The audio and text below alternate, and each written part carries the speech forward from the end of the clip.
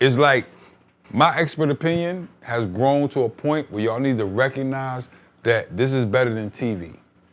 So you gotta understand that our opinions have never been heard before.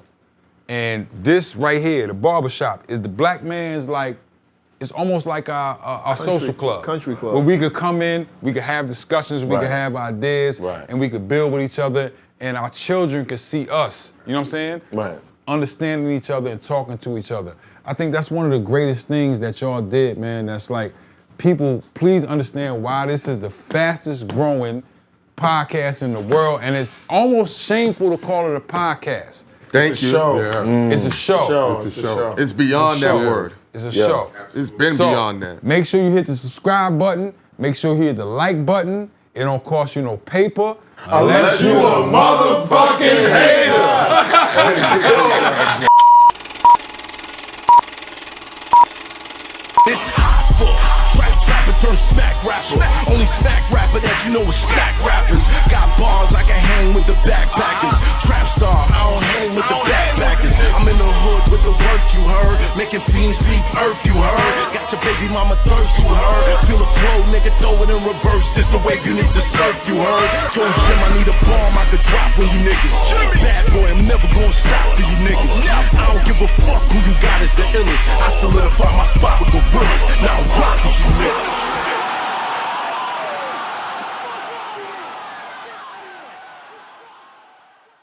I might be the only nigga that watched every episode. Every episode. No, I'm talking I ain't gonna about lie. As soon as we dropped the VR shit, you was like, yes. No, and that's when I seen that, because you know I got a VR company. Yeah. Oh. So, yeah, I got a VR company. So I'm like, yo, the metaverse shit just stack this. Yeah. Because then when it get in there, you can create your room and people can look around. Yeah, Buckshot about to school me to all that shit. I didn't know he was. Oh, if you need that, bro, that's easy. Okay, I got a boom, VR boom, company. boom. Yeah. Oh, Let's that's get it. We'll talk. Let's get it. That's easy. Cause I was My trying to. my shit's called Collimation. Collimation? Yeah, Collimation. Collimation. Yeah, that's my VR company. Collimation. What the company When do? did you start it? Oh. We started during the pandemic. So we do AR, VR, and we do 360 all combined. So I saw certain people doing AR. You know what I'm saying? You know what that is, right? Like A little bit, you know. I'm not so too VR, good to VR tell is when you got like the Oculus glasses on and you're totally in it. Right.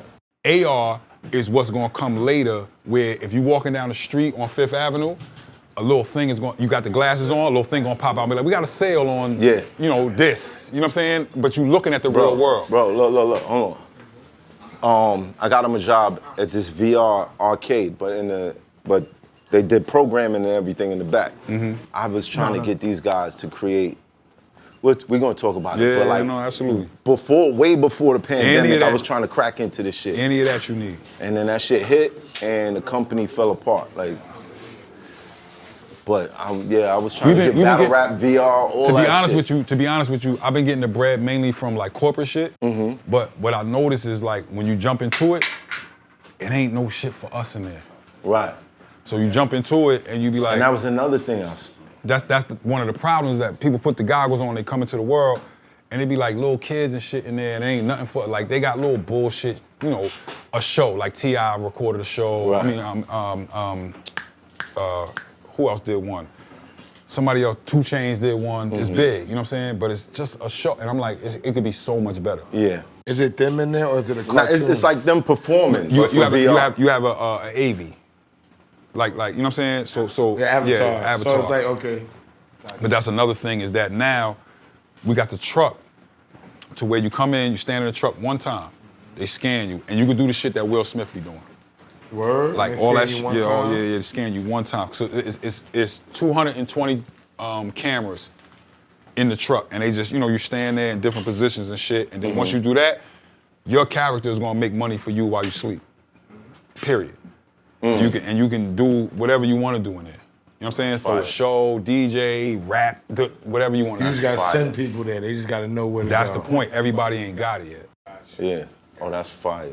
But the more people get in there and the earlier you get in, early adapter. more- Yeah. Them 3D. Yeah, I was on the phone with money. I was on the phone with Buckshot talking about this shit for an hour. Yeah. I had no idea he was into all this tech stuff. Oh yeah. His name was Buckshot the Mighty Scientist before he was Buckshot Shorty. Yeah. Now I it's didn't money know in that there. shit. It's money in there. From early on, I remember him having all the little gadgets. Buckshot Yeah. been smart. He's been a smart. Yeah. He's been on that shit. I had no idea. That shit was crazy. Shit, somebody paid $500,000 to be Snoop Dogg's neighbor in the metaverse. Snoop, because of the fact that Snoop bought the property early. So when Snoop got in it, he was like, all right, give me the property. And they buy it. Now, here's the real thing. Once you get the property, you can have the ESSO casino. So when the that's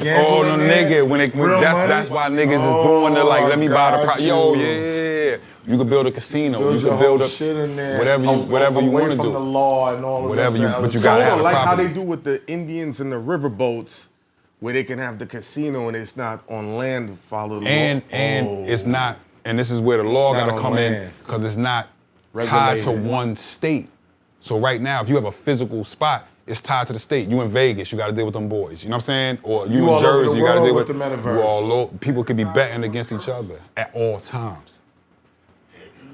At all times. I love this type of highway robbery shit. No, at all times. It's not I even. love It's just where it's at. No, Yeah. I love this Yeah. shit. It's like the crypto regulated world. yet. And you could bet on anything. Yeah. So you know how like a game come on, you bet on the game. Coin flip. Yeah, whatever. But people bet in Vegas on what's going to be the score at halftime. You could bet on, is this person going to score this much? You can make whatever you want. And all you need is for somebody to say, I'll take that bet. Now here's the From real. $5 to $500,000. You know what I'm saying? And but if you selling nickels, but you're selling nickels all across the world. A lot of nickels. Now here's the number one question. What's gonna be the currency? Depends. The crypto shit right now is losing a lot of respect with common people. Right. So what the crypto shit is like, it could work. But what crypto is showing you is that money is really about trust. Right. If I give you $1, if I take $1 out of my pocket, right? It's a piece of paper. It's backed up by the bank. And we can get into Right. the World Bank in 1910. Trust and you know what I'm value. saying? But we Right. trust that thing. You know why you Value. trust it? Because you sent him to the store to go get something and they accepted it. Right. He trusts it. Right. So I could buy a loaf of bread with it. I could buy a bottle of Douce with it. I could buy whatever I Right. want. Until everybody trusts the crypto, it's not worth anything. You know what I'm saying? It is for the people that mess with it. Right. So it started off on the illegal tip. People that's hustling, people that's buying plutonium. What the fuck you buying plutonium Plutonium for? for, You know what I'm exactly, saying? right. To build a bomb. But I don't want that traced. Right. So it's a trust factor, and we do it in crypto. Right. Then it got to the point where now it come in, and what does that mean for the dollar? What does that mean for the yen? What does that mean for the this and the that and the that? So you got the higher ups that's like, nah, we can't just let them. It's an ill joint. When me and Smoke Dizza put this album out, where he be like, until Sleepy Joe come for the crypto. So now they're trying to regulate it. It's all about trust. Right. So the money, you can make it coins, you can make it whatever you want. So that when a person cash out, when you go in a casino, what do? You get a chip Right. that's worth, if it's a purple chip, it's worth 5,000. If it's this, if it's with then when you walk out, you cash out. Right. But that's regulated by the casino. Exactly. But So who's regulating? it doesn't matter. If you set the price, and then when the person walks out, it doesn't matter if it's in yen, it doesn't matter if it's in dollars, they just cash out. That's it. That's it. See, that's difficult because. No, but it's actually easy, and it actually show you what money is. Money is trust. But is it gonna be Coinbase? Is it gonna be crypto? What is It's it? whatever you want to make it. It's whatever you want to Whatever make is it. applicable to you as the person. So if you're in America, dollars. Like he said, Japan, yen. But it's not regulated by any country. No, but again. So every how day- do you? every- The conversion rate is even off. Okay, but every day there's a different conversion rate. So if I take my dollar and I go to London, there's a different conversion rate on, you know what I'm saying? If I go to Japan, if I go to China, it's a different conversion rate. Same thing. When So they figure that part out, Yeah. Again, it's new. So the biggest thing is, do people trust it? Once everybody trusts it, then it'll be something where it's like, okay, this works. all right, we back. My expert opinion, the greatest show in the world. Gotta do that every week. The personal echo chamber. Cause I really feel like that, son. I really feel like that. To be in the top 10 podcasts and not be connected to a network, That counts. It speaks for itself. We got a treat for y'all tonight. Whoa, man. Oh, man. This is gonna be great. Hit that like, hit that share, let everybody know you in here. Don't cost you no paper unless you's a mother hater. You already know what it is. If you're new, if you're watching this for the first time, subscribe. Click all on notifications. You don't want to miss nothing. You don't want to be looking on Instagram one day and TMZ is talking about us and you're like, ooh, what's this? Nah, you don't want to do that. So stay right here. MECC. Salute, King. You won't be talking about these demos or nothing no more, huh? Nah, I came up on something else. Came up on somebody else. Yeah? Very nice. Yeah. Very nice. Her name is Saba the Goddess. She just put out a project called MACC 10, TYN. It's out of Texas. Fire. She might be one of the top MCs I've heard this year. Wow. Like, body and shit. Top MCs. Yo, she's... That's a lot of promo you giving her right now. I don't know, son. I could lie, she but got a I'd budget? be lying. I could lie, but I'd be lying. Going on right now. And now my word don't cost. My word can't buy it. Nah. Can't buy it. Yeah, that's what's Can't up. buy it. Because I'll tell you whack for free, too. Oh, that's what it is. All right, cool. We gotta check out. Shout out to Saba the Goddess. Saba the Goddess. And Pretty Bully. She's still doing it. Yeah. Okay. I'm happy. I'm actually What happened to the other guy? Who? Doug? He's still doing his thing. I'm giving moments. But you don't say his name no more. I just noticed that. That demo? I told him to bring him to the studio. He just stopped talking about it. I was like, okay. We doing good. Right, He's man. working, I'm working. We doing All right, shit. cool. All right, let's see what's However, up. fire is fire. Yeah. So this is me shouting out. I see people in my DMs. I see you. I'm listening. I'm checking, and I'm finding good shit. So I'm not throwing away as many demos these days as I used Dope. to. I'm super happy. You might want to get on the drop. I think so. Shout out to Pretty. She's probably coming first. There it is. Shout out to Pretty. Sean BIGGA.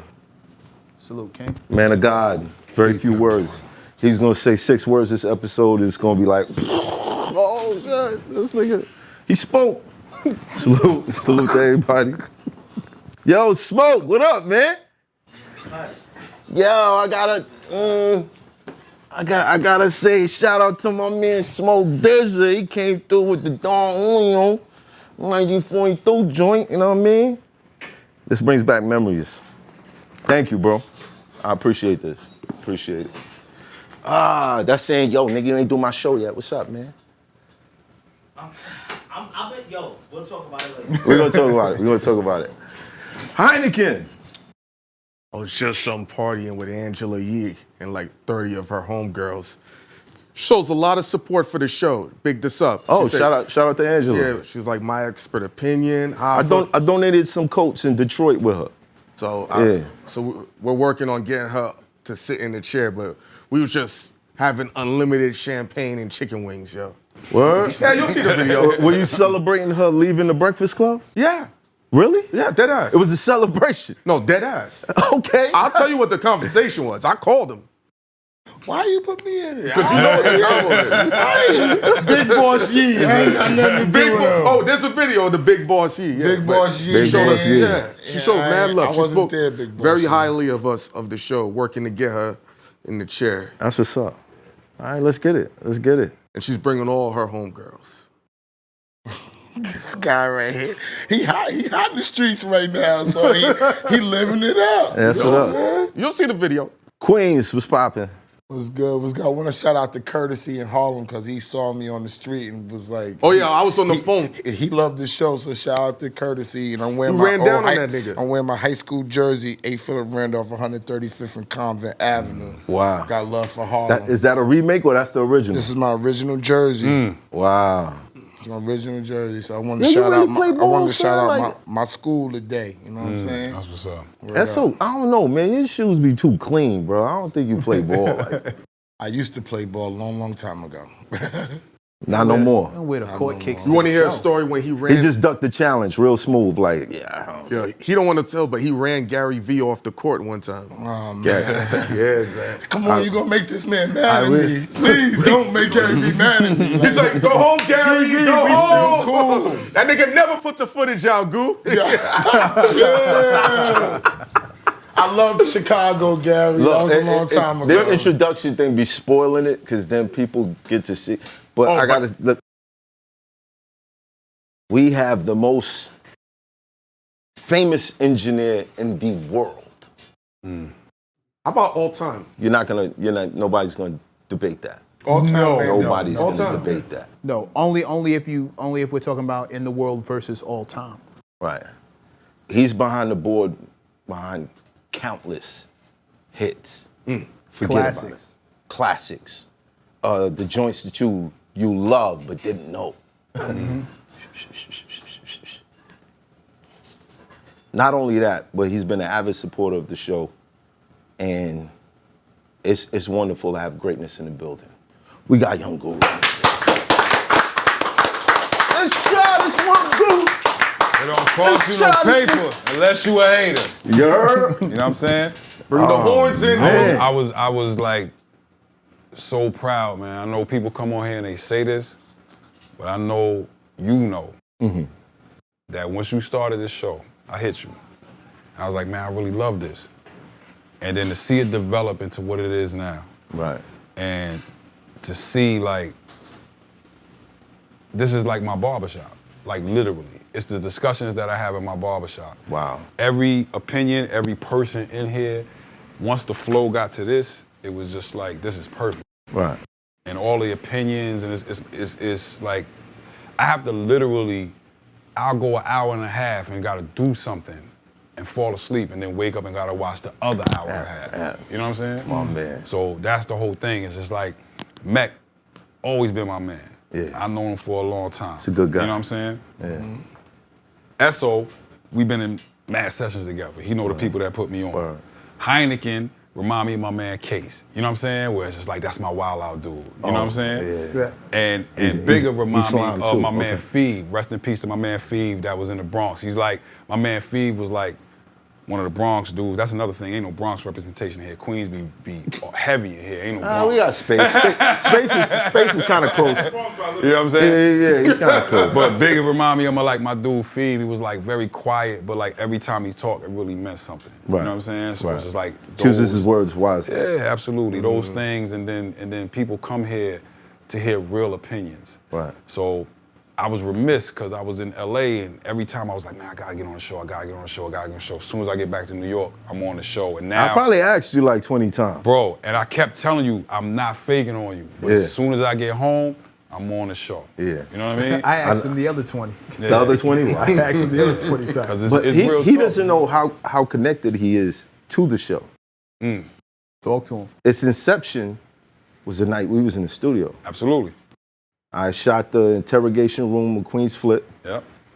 and that shit went so good. You don't get First- enough credit for that. That was a Yeah, it was masterpiece amazing. what It was a you put masterpiece. together. It was a masterpiece. Yeah, I got Flip to admit some foul shit. Nigga. masterpiece. Shout out to Queen's Flip. But the first 5 or 6 comments under that video that had hundreds of likes was, Math needs his own podcast right now. And I was like, oh, I'm kind of tired of people reporting on me and getting it wrong. Right. So, all right, I'm gonna start a show. Started the show. First angle was 3 people sitting here and the camera facing this way. Then we eventually got it right. Space came on board, and boom. Yeah. But But it's I the was in the fastest- studio with you that Nah, night. Absolutely. And to be the fastest growing podcast, and I watch the numbers, you know what I'm Yeah. saying?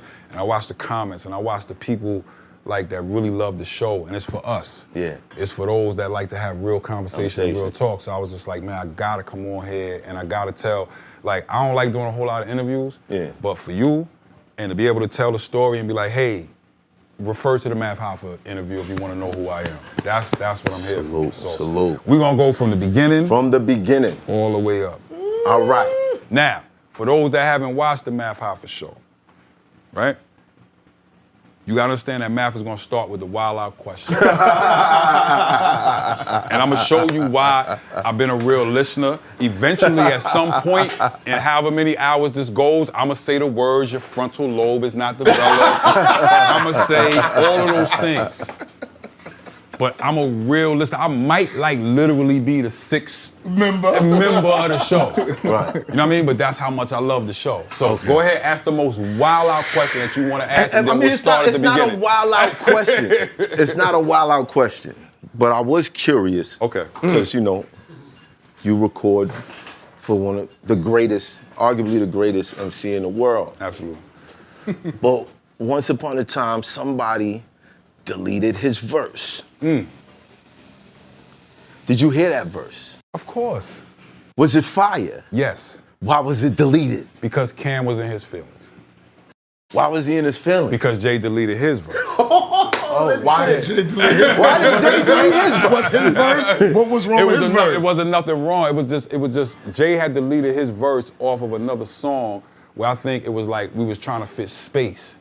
And then I think Cam took offense to that. Now let me explain to you how Baseline was, and we'll get there eventually because that's like almost halfway in the story. Right. But Baseline was this incredible place, man. It was really my home in New York City. You know what I'm saying? Baseline, you gotta remember, I'm there for 10 years, every day, every single day, no matter what artist it was. I never had no problem with none of the artists. Never. Never. All of the Rockefeller artists, my whole idea was to make them the best them. So I think Cam was in his feelings because, okay, Just makes the beat. And you gotta understand his backstory. Just makes the beat. And Cam asked for the beat from Just, and Just said, nah, that's for Jay. And Cam was like, what beat? The Old Boy beat. Oh, okay, let's go. Cam made the Old Boy beat. Right. I mean, Just made the Old Boy beat, and Cam asked for it, and Just was like, nah, it's for Jay. So Cam was like, all right, cool, no beef, no nothing. We kicking out a whole bunch of stuff. So then, like, at least a month, maybe a month and a half went by, and Jay never used it. Right. So then it was one day where Just wasn't there, and Cam came in, and mind you, this was not the normal thing. That was the beautiful thing about Baseline. I'm there 24 hours. If I'm not there, I'm going somewhere to take a shower to come right back. Right. Right? My God bless the dead, my assistant Kamel, he lived on Church Ave in Brooklyn. So I might have took a train to Church Ave, take a shower, come back, right you know what I'm back. saying? Right. Like that. Cam comes in one day, Just isn't there, Jay's not there, nobody's there. And he's like, yo, Goo, he still ain't used that beat? I'm like, nah. He's like, put the beat up. No problem, put the beat up. Cam spits Old Boy, but remember, it's the first day that it played on the radio, it stops at Guru start popping them. Right. Word. I remember that. You know what I'm saying? Word. The first day when it played on the radio. Right. So I think what Cam was doing was just like solidifying that as this is my beat. He says Just name in the beginning. I called Just and I'm like, yo, Cam is using the beat. You know what I'm saying? Whatever. I think Cam was doing that as a like, just like, nah, I'm taking this beat over. Beat. Yeah, you're not doing nothing with it. So literally, bro, this is how fast it happened. That might have been like 2 o'clock when he recorded. We might have got done at 3 o'clock. He goes to Hot 97, and this is what Hot 97 at 3:30 was playing all the new music. Right. And he gave it to a DJ. I forget what DJ played it, but he gave it to a DJ, and they played it on the radio that day. That day. I mean, we made the record at 2, and it's on the radio at 3:30. Right. So then it was like, nah, this is my record. Dame comes down, he hears the record, he's like, oh, we shooting a video for that on Friday.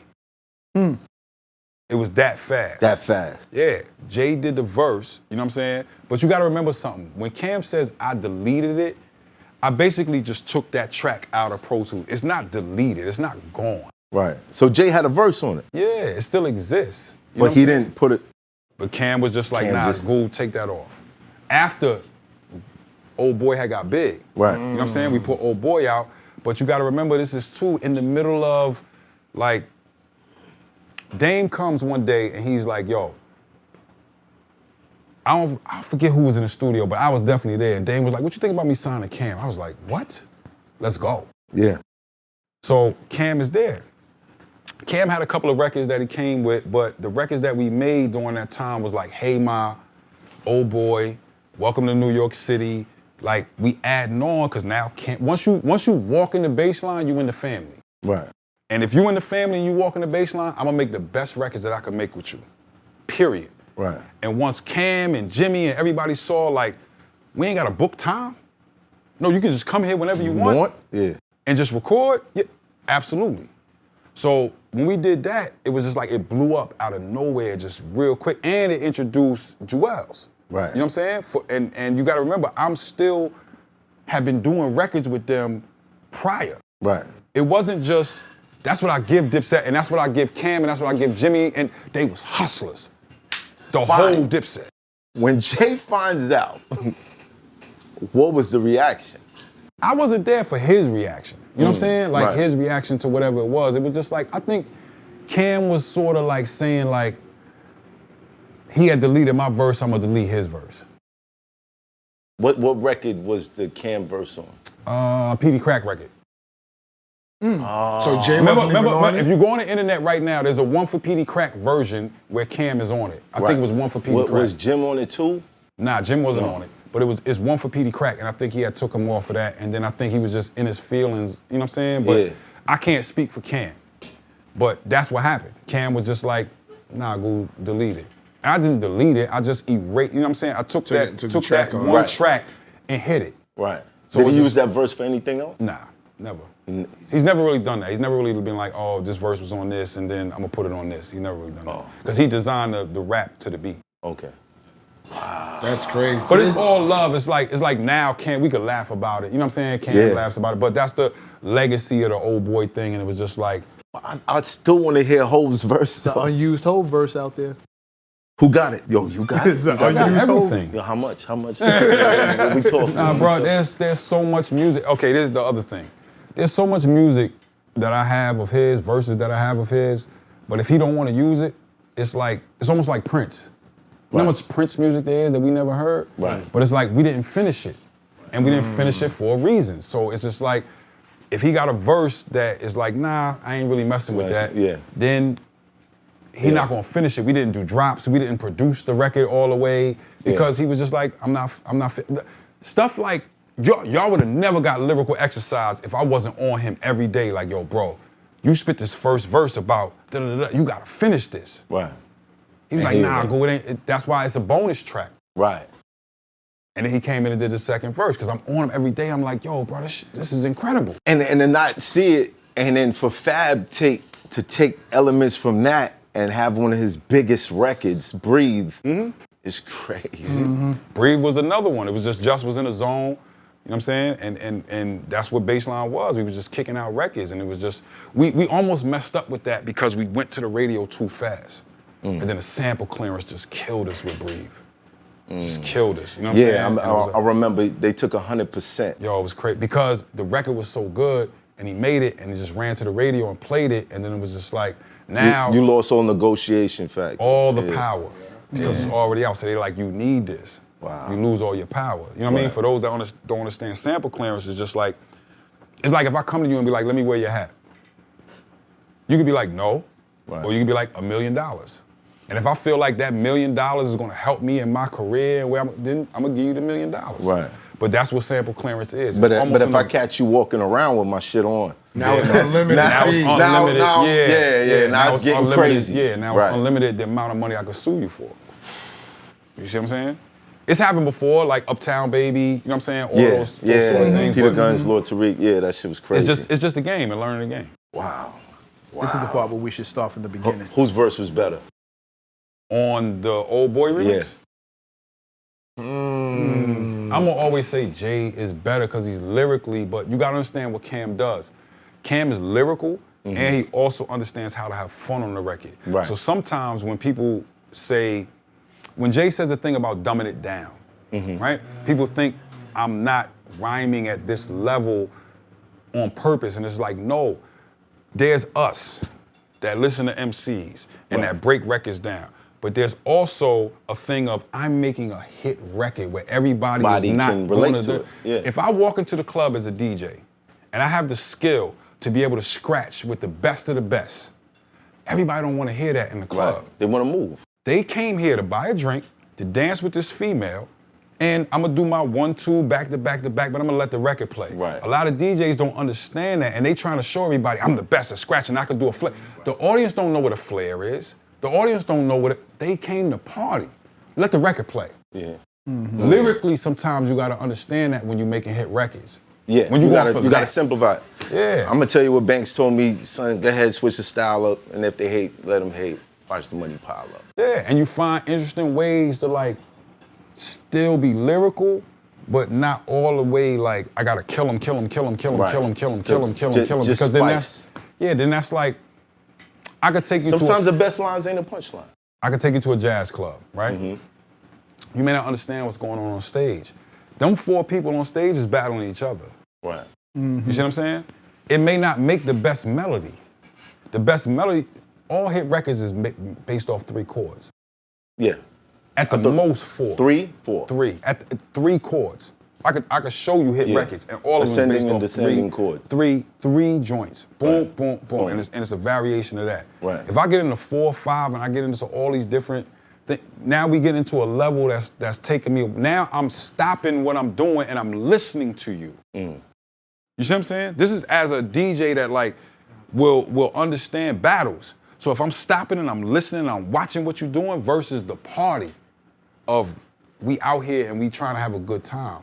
It's 2 different things. Right. So I'm transferring that as a DJ to the MC realm. You see what I'm saying? Thinking versus feeling. Yes. Right. Did you have The that feel. talk with Cam? Because the thing has always been SDE Cam versus Come Home With Me Cam. The lyricist, the delivery was... All I can say is I love SDE Cam. Me too. I love that. But when Cam came to baseline, you get Come Home With Me Yeah. Cam. Yeah, of course. Because I'm there. Right. And I'm not saying that in a arrogant way. Yeah. I'm saying because I understand those things. And Cam got the talent, and Cam is funny, and Cam is like, he possibly could have been one of the biggest. You know what I'm saying? Because people always felt like he watered down his lyricism. He was goofing around on tracks too much. What you thinking, man? We going too far. We going too far. Let's rewind it all the way back. My fault, it was based off the first question. All the way back. Where did it start? For me, Yeah. 1974 when I was born. I'm born in Wilmington, Delaware. I'm born in a real interesting situation that I didn't really all the way contemplate until COVID. But I'm born in 74 in Wilmington, Delaware. I'm born into a situation that is not normal, and I recognize that it's not normal. My parents, I don't have the regular, I don't know my father's story. My parents did this, da, da, da, da, da. My father was the father to the whole neighborhood. Not only that, they went to Delaware State. My father's from Washington, D.C. Some people get this confused. I'm glad you said that. I'm born in Wilmington, Delaware. My father's from Southeast Washington, D.C., 47th Street over by the old shrimp boat. My mother's from Newark, New Jersey. This is where I come from. They meet at Delaware State. But they whole crew, imagine a crew of everybody going to school together and say, you know what? When we graduate, we're gonna all move into the same neighborhood blocks away from each other. Right. So all of my childhood was just like, I have friends that Was this based on religion or just No. just This is- kinship? no. I was raised by revolutionaries, bro. There it is. I was raised by let's Right. not get it twisted. Who wanted to build their own my community. whole life is these people, and I don't mean it just from a standpoint of ideology. I mean actually doing it. So my parents, my godparents, all of those people, they moved blocks away from each other. So if I'm in Wilmington, Delaware on 39th Street, my god brother lives not even the full block, a half a block away from me and on Matson Run, right? At that same time, what will become my crew lives 2 blocks down from me, right? But what I'm saying to you is that's why you gotta say what the start is, because I don't have that normal story of like, I don't know my father.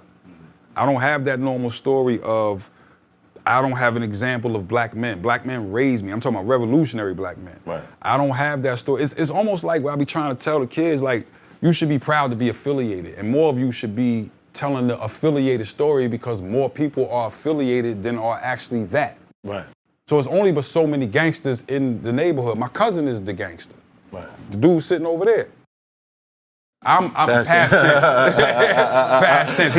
He did his time. Make sure you get the past tense. Hold on. On here. You know what I mean? Long time ago. Nah, it ain't alleged. He did his time. He did what he had to do, and he paid for it. But I'm just telling you that more people should be like, yeah, I was in the hood, but no, that wasn't me. I was affiliated. Right. You understand what I'm saying?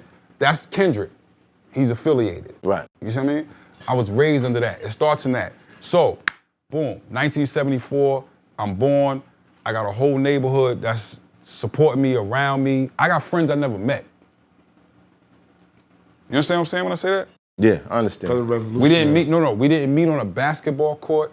We didn't meet in the hood. My mama and your mama got us in baby pictures together in the same crib because they decided to put us to sleep at the same time. So my god brother Darnell, my man Scoot, like, everybody. they parents got us together already. Right. My father's best friend ran Park and Recreation. So by the time I'm 14, 15 years old, and when the violence is starting to get crazy again in the 80s, again, I said I'm born in 74. So in 88, when the violence gets crazy and crack starts to come in, and the Yayo boys from Philly is coming down and they trying to do what they doing in Delaware, it starts to get bananas. So they start having these midnight basketball games. Right? So Park and Recreation we didn't have to tap into the light pole. Our Park and Recreation gave us a generator. Just like that. Out in the parks. We in all of the projects. Were these Panthers? Nah, this was different ideologies. And that's another thing, like. Was there a name for it? Nah. Wasn't no name, they was just all together. It was just people that was all together. They never forced the ideology on me. When I was young, I tapped into everything. So I'm building with the gods, I'm building with the Nubian Islamic Hebrews, I'm building with, you know what I'm saying? Yeah. Everybody on every rosters, everybody on every level. And it's like you get to decide what you are, what your thing is. Or pick something out of everything. Exactly. But in 88, it's just like, okay, we doing these park jams. And really what it was to curb the violence, because it was getting crazy. So we would have midnight basketball games, but before that, we would have parties in the projects. You know what I'm saying? You come out, you play, and then at 12 o'clock, then they start the basketball games. So my father's best friend allowed me to be a DJ in the middle of the park. So at 14, 15 years old, I'm already behind the rope. Behind the rope mean a lot. When did you get the turntable? Got the turntables at the age of 13.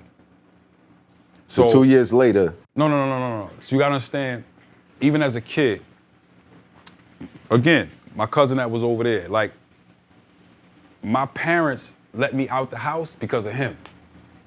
And he was probably the most this is the difference between OGs now and OGs back then. Okay. Right? He 4 years older than me. Right. But he probably worse than my parents. Like your parent, you get out the house and you do whatever you want. He protected me. I can't do nothing in front of him. If I'm on the basketball court and I get into an argument with a dude, this is the first time I see somebody get gun butt. He probably don't even want to tell me these stories. You know what I mean? For me to tell these stories now. Right. But like me and the dude get in an argument, he fly out, start beating the shit out. I'm like, yo, stop. Allegedly. It's all old. Allegedly. Yeah. It was a starter pistol. Wasn't loaded, nothing. You understand what I'm saying? You know what I mean? But this was my experience. So it's like, I had a crew, and we was like, probably, I would say, not out of arrogance, the best DJs in Wilmington.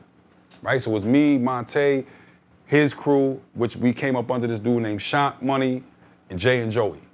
So they had turntables early. I'm talking about these are people that had me in their basement, cutting, doing whatever, teaching me what they doing. This is in the early 80s. Then, and this needs to be on a documentary, but 89, they come out with a record called Project X.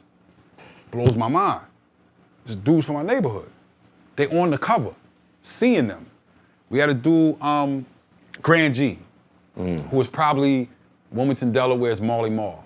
That's the best way I could tell you who he was. Made all the beats, but put the crews together and was like, you know what I'm saying? And they came out with a record, and I was just like, this is incredible. And it was a high school called Mount Pleasant that had a radio station, and he was DJing at the radio station, so you could literally turn on the radio and hear them DJing.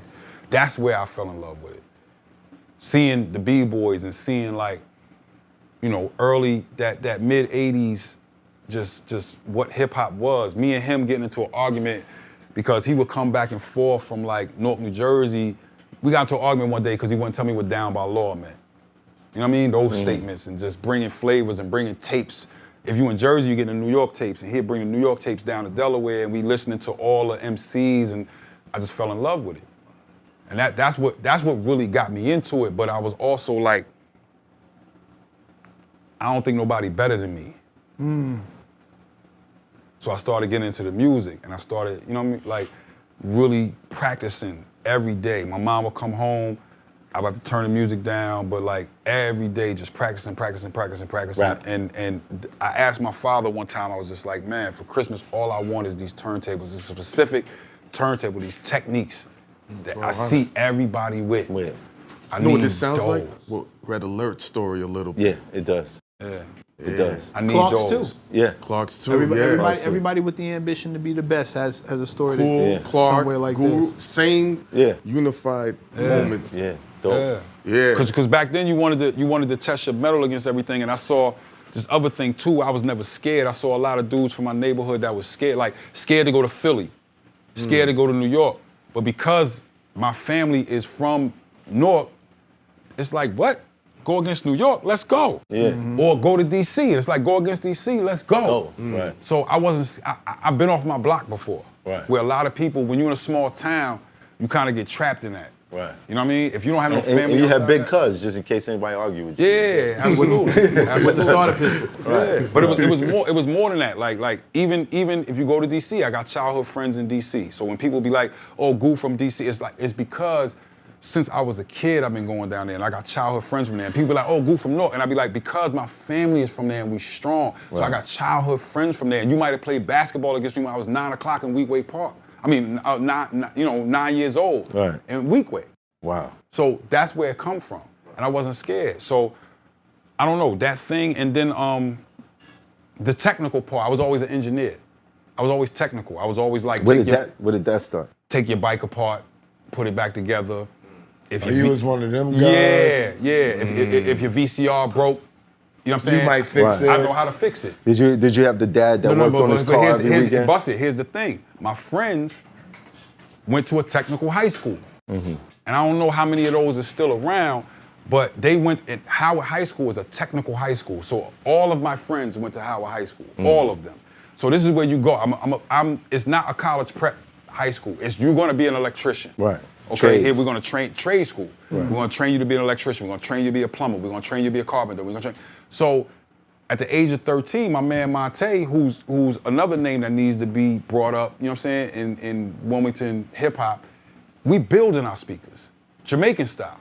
We go to Philly, we buy the woofers, you know what I'm saying? We buy wood, and we put it together, and he teaching me how to solder. Right. And you shock yourself a couple times, you Yo, know, and with the die. 10, Yeah. Yo, the 700 degrees, put it. Oh, yeah. You know what I'm saying? You put it together. Right. So now I got a huge sound system that could go against anybody, anywhere. That was my love, was the technical part of it. That, and then like, I just always used to love to read, and I ain't never have no problem like being smart. Some people was like ashamed that they knew stuff. Yeah. So I was never ashamed of that. I'm on the corner, I'm drinking my 40s, and I'm doing that, but I always got a book. Right.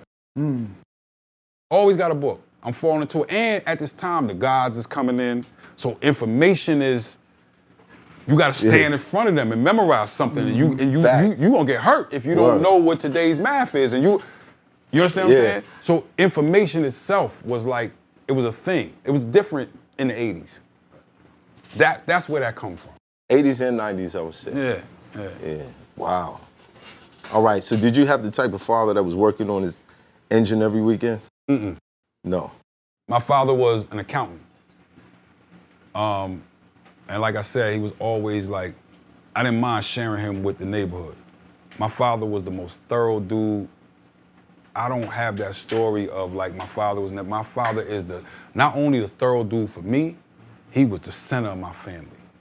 He just recently passed away. My father was, appreciate it. My father was like the most thorough dude that I ever knew. I used to watch him play basketball, dudes be fighting, and he'd just be calm all the time. He was impeccable with numbers. His handwriting looked like type, like you typed it, because he was just an accountant, and it's just like, he was just super thorough, but he was also the person that when he walked into his office building, he would talk to the janitor, he would talk to this one, that one, da-da-da-da.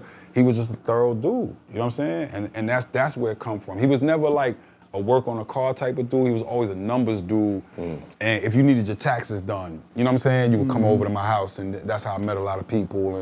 And he was just a thorough dude. My mom is like super emotional, and like my love and that side, and my dad is always the like, Calculated. So, my so pops and moms, you got the technical side from your pops and the passion from your mom. Absolutely. But always just very rational. You know what I'm saying? And that's where I get my engineering from, and that's where I get my rational side. And like, we would just have crazy conversations all the time about life. You know what I'm saying? And just how to be. Who loved the music? My father. Oh, your father? Because I know somebody got to be a music lover. My father. in So there. my father was heavy funk. He was anything that was funk. So that's every Parliament Funkadelic. When I started buying records and like digging, I didn't have to buy Parliament Funkadelic. He had every record. I'm talking about every incarnation. So it's not just Parliament Funkadelic. It's Eddie Hazel. It's the Brides of Funkenstein. It's every group that they made. My father had those records, and he was a heavy slow jam dude. Because you got to remember, at that time, it was to out-cool you. It wasn't to out-gangster you. Right, facts. You know what I'm saying? Even In the gangsters 70s, was cool. Yeah, in the 70s, it was like, The gangsters was the coolest people. Oh, we can get into some pimp shit, or we can go out and handle on some gang. Yeah. Like, my father was never like, I never seen him like really yell. You know what I'm saying? Yeah. It was to be the thing was to out-cool somebody. That was my father. My mother was into like gospel, whatever the latest record of the day was, Earth, Wind and Fire, Frankie Beverly and Maze. Heavy on the Because soul. we in Delaware, sort of She Philly. on the soul tip. Yeah, he she on the soul tip. My But dad she's was a on the lover funk too. tip. I mean, she loved the music like your father Oh did yeah, too? absolutely. But she was a little bit more of the whatever's popping right now. You know what I'm saying? And my father was into like funk heavy and like soul heavy and just slow songs. My father was like, every slow song that came out, he had it. What record did you hear the most growing up? Or what artist? Probably Marvin Gaye, Marvin Gaye? Marvin Gaye was heavy in there, right? Stevie Wonder. How about Luther? Luther was heavy. Lionel? Lionel Richie was heavy. Lionel Rick. Yeah, Rick, Gap was Band. Rick in there? Rick James was Rick in James there? was definitely in there. Rick Rick in James was there. definitely So in there. if he was in there, But what I'm Tina telling Marie you was is in that none of that amounted to Parliament Funkadelic for my father. Right. Right. That was his thing. That's the only time I ever see my father get on a table or get on a chair or like go crazy, because he's so cool. It's the only time I ever seen him get like, wow. You go crazy over Go-Go? I'm sorry. No, go. Nah, Go-Go was different. So you gotta understand, that's for us. So my dad understood it, but you gotta understand Chuck Brown and his age, but then when I'm going to DC, I'm part the era that's like right underneath of Rare Essence. So I'm telling you, I'm 48 years old. So anybody younger than me that said they was at a Rare Essence party is lying. You know what I'm saying? Rare Essence was a little bit like, it was like your cousin that you was like, I wish I could go to this joint. So our age group is junk and back. Backyard. I'm about to say backyard band. You know what I'm saying? Junkyard, backyard. Right. So then that's when the go-go was going crazy in DC, and we getting the Girls tapes. getting naked and all that. Yo, for the money and all bruh, it was that. crazy. You don't even have to like, ESSO would have you would have went crazy. I went to Morgan State. Heineken would've went crazy. Heineken would have went crazy. If he could have been at an RE party, he would have went crazy. What? R-A-R double E. It was the, S-S-E. what happened is them joints that hit the lit. that hit the videotapes was the pool parties. The pool parties hit the videotapes. But my era was junking back. And that was just a whole other thing of like seeing this music that's so pure and so raw, and to this day has never been infiltrated. And it's never been changed. And the minute that anybody goes commercial with it, they kick you out. Go-Go, right? Go-Go is controlled by DC. It can't spread without the blessings of everybody that's involved with it. You see what I'm saying? So that's why you see, like, and to this day, RE is like almost like the Temptations. Like my dude, Killer, you know what I'm saying? That's now, you know what I mean, with RE, he's another generation, so they replace members, you know what I'm saying? Right. So that's why you have this reverence for Rare Essence, because they were who we looked to. Like what you would do back then, it was sort of like hip hop, but it was different. You would make a t-shirt, and you would go and get the t-shirt. It's almost like if you went to Shirt Kings in New York, right? Right. Spray And, painted. and got a shirt printed that said, I'm Math Hoffa, and we are, you know what I'm saying, so-and-so. And like, you would go to the go-go, and you would hold the t-shirt up, and you would wait for the MC to say your name. And then after the MC shouted that out, you would wait after the joint while they dubbing all the copies, and you would buy it for $20, and you would go to school the next day and be like, yo, fast forward to like 14:53, he says my name right here. Wow. And you lit. You see what I'm saying? That's why go-go was such a personal thing, but it's really, it's cover bands, but people that have their own record. And when I say cover bands, like they playing all the latest R&B, all the latest hip hop, all the latest everything, but in a go-go form. And people don't really understand go-go until you go see it. When you go can't- to the party, Yeah. it's It's crazy. different. You gotta go see it. It's crazy, yo. The one thing I do, what I would say is like, I wish the younger generation now in DC, they so on hip hop that I don't see a lot of younger go-go artists. bands. I saw, wasn't Wale trying to really bridge the gap? So Wale was like my dream, you know what I'm saying? Yeah. So I go, one of my dudes, you know, I always talk at high schools and things like that. One of my dudes was teaching at a high school, and I go to this high school to talk to the kids, and Wale walks through, and the kids was just going crazy. They was like, yo, can you do a homecoming and this? And this is when he had Dig Dug. This is like when he was just first starting. Right. And I was like, yo, who is this kid that got the kids going crazy? And that Sunday, my man DJ Trini, I always go and check what younger DC is on. Because when we get older, we can sort of lose a little bit of it. Yeah. And I go to check younger DC at the time, and he played the record, and they go crazy. And I'm like, yo, I gotta call this kid. So that's how me and Wale started our relationship. And when he came and had the meeting with Jay about, you know, Rock Nation managing him, he's the only artist that I've ever called Jay in the middle of their meeting. Of like, I'm seeing if I could sign you or whatever it is. Right. And when Wale told me, yo, I'm meeting with Jay today, I was like, all right, tell me what time. And when he went in there, I strategically planned it that like, I'm gonna give y'all 10, 15 minutes, and I call Jay in a minute. I'm like, yo, no, I'm co-signing him. Like, he's one of them ones. Because from DC, it was like, I had found people that was really of the culture, but they was just all right with rapping. Right. And I had found people that could really rap, but they wasn't really DC culture. Right. He's the perfect Blend. merge of the two. So, And that's why I supported him so much. And just that's our relationship. Like, I love Wale. Shout That's to my Wale. young boy. Yeah. love to get you in the shop. First board that you touched. Where? When? This is probably like 89. And this is the first time my mother asked me, was I on drugs? Why? Because I had a paper route. You know, I've always worked my whole life. I have no problem. I love working. So I was taking the money, and I found a studio that was like $50 an hour. And I'm like, to me, I'm like, $50 an hour? Let's go. Like, you know what I'm saying? Let's go. So I was taking How old are you at this? 89, I'm 15. 15, okay. I'm taking my paper route money, and I'm with a crew in Delaware, and we go to the studio, and I got pissed off because the dude that was in there was like, you gotta remember, this is older rock engineers who don't really respect hip hop. Right. So I'm listening to records, I'm watching what, like, you know, from a Philly sense, what Jazzy Jeff and Fresh Prince is doing, what Cash Money and Marvelous is doing, what Freshco and Miz is doing. EST was very, you know, influential on me. 3 Times Dope was very influential on me. I'm trying to recreate Nicholas that. one. So he was taking forever to put the sample into the 950. Back then we had an SP, you know what I'm saying? We had a 950. Right. So that's the first board I ever touched. I think it was an AMEC. AMEC, we just spoke about Yeah, that. it was an AMEC board. But he was taking forever to do it. And I was like, I gotta learn how to do this. Like I'm spending my money. Like, Yeah, I'm a this is kid, I'm crazy. spending my He money. was milking it. You think he was milking it? He was milking it. 'Cause some engineers milk it, bro. And hate he that. wasn't respecting the culture. You gotta remember, hip hop is new at this point to them. Right. And they rock and roll engineers, and they like, why am I dealing with this hip hop nonsense? You see what I'm saying? They wasn't respecting what we was doing. So I'm like, nah, I gotta move him out the way. You remember his name? I don't remember his name at all. But I spent a lot of bread with him. And Shout out the to you. The reason I said my mom Shout out asked to me was you. I on drugs because she was like, why is all this money coming out your account? And I Oh, was you had like, a bank account at 15. Oh, yeah. I was working a job. There it His is. father's an accountant. Yeah, I know. Yeah, Right? I'm just saying, so Just he's let it way be ahead of known. the No, ball. it's serious.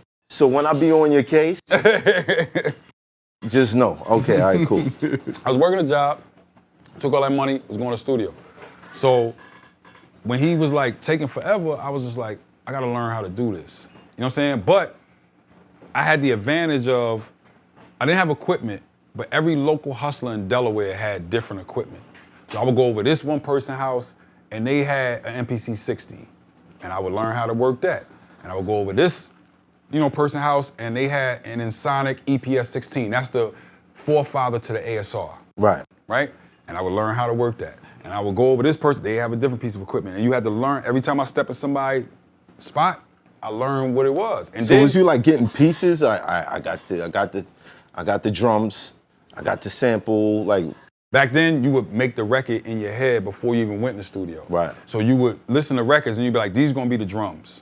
And you would, you know what I mean? You had that ready. And you'd be like, this gonna be the main loop. And you would have that ready. This gonna be the horns. And you would have that. And then once you went in, because you remember hip hop groups back then, a lot of them produced their own record. Right. So it was thinking about it ahead of time, but you didn't really visualize it or hear it. Or at the most, what you could do was make a pause tape. Right. So a pause tape is when like, you pause it for the sample and you Pause you tape keep is like this. recording. Yeah. check this out. It's either a boombox or it's a tape deck that got two. I got Two that. decks, I right? remember those, yeah. Right. Cool. Now I take the drum break and I go boom, pat, boom, boom, boom, pat, boom. Right on beat. I pause it. Now I got the chicka, chicka, chicka, chicka, chicka, chicka, chicka, chicka, boom, pat, boom, boom, boom, pat. Pause it. For 4 minutes long. Now that's just the drum. You doing that over and over over and over again and for building 4 every minutes. boom, boom, Now I got the drums. boom, boom, now boom, I'm back. playing, now I take that tape out, I put it on this side and I'm playing it, and as that's playing, I get this sample, and now I'm making the sample go with the drums. For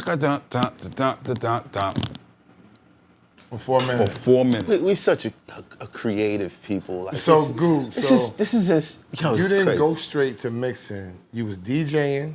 I started out DJing. No. You was building speakers. Yeah, absolutely. DJing. Because we didn't have the money to go, we had to go against other crews, and we couldn't just go to Philly and just buy equipment. So we had to build it. Then you made beats. Yeah. So he's making beats, and then I guess next is what he's talking about. When you touch the board, when did the idea of mixing come? You always understood that it needed a good mix, but you didn't understand the science yet. You know what I mean? Science of mixing. The science of mixing. So it wasn't until, this is skipping, but it wasn't until I got to Howard that I was like, okay, I need to learn how to This nigga went to Howard mix. too? Oh yeah, I was part of the whole mafia. Oh my God, everybody was at Howard. Oh yeah, I was part of the whole God, mafia. My whole life, bro, that's what I'm trying to tell you. I had good dudes looking out for me my whole life. My whole life, grown men. So it was like my childhood is my father, but not only my father, my cousins, and other people in the neighborhood. Then I decided to go to school, and when I go to school, it's 92. So when I get there, Raz Baraka, who's now the mayor of Newark, you know what I'm saying? He was already there, putting it down. His younger brother becomes my man.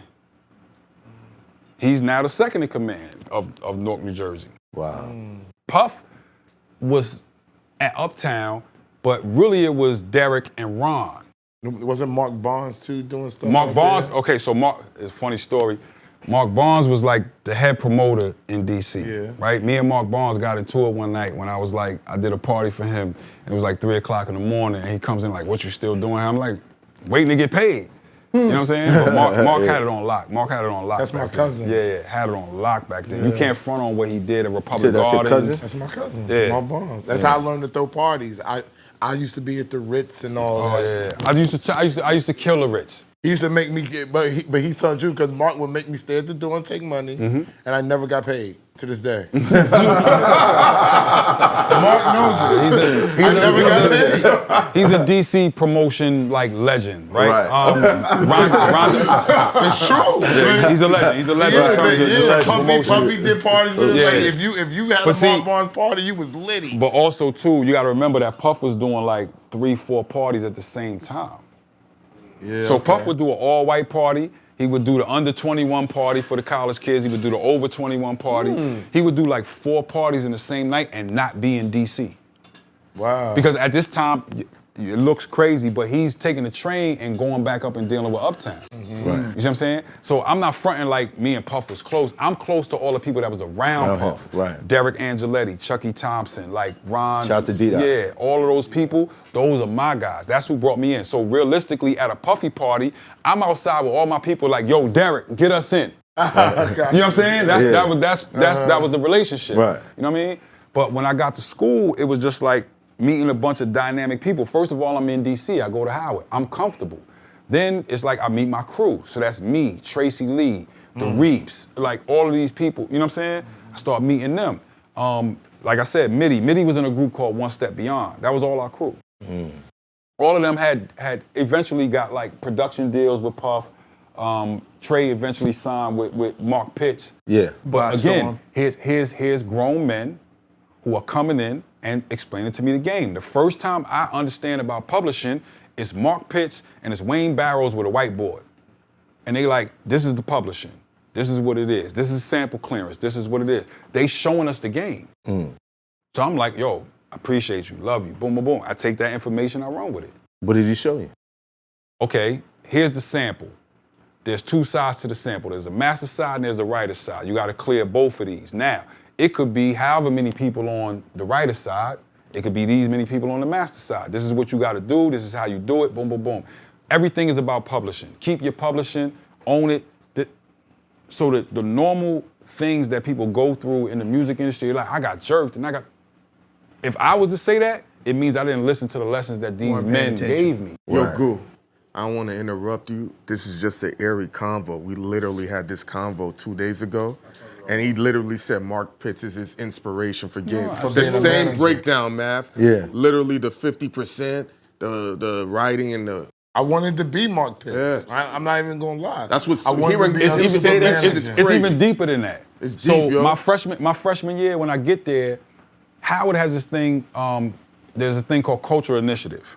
Right, it's my man Tim, April Silver, Geisha, like all these people. There's a hip hop conference that they have at Howard. Talking about Tupac walking around in a 555 soul hat. Biz is doing parties. You know what I'm saying? Like, but there's panels all day.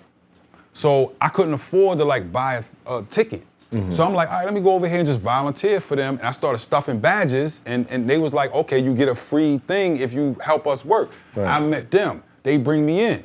So now I'm at these panels and I'm listening to all the game and I'm just like, they bringing everybody down to teach us what it is. And Mark and Wayne was those dudes. Like, if you're owed a half a cent, Mark and Wayne is gonna make sure you get it. Get it. Wow.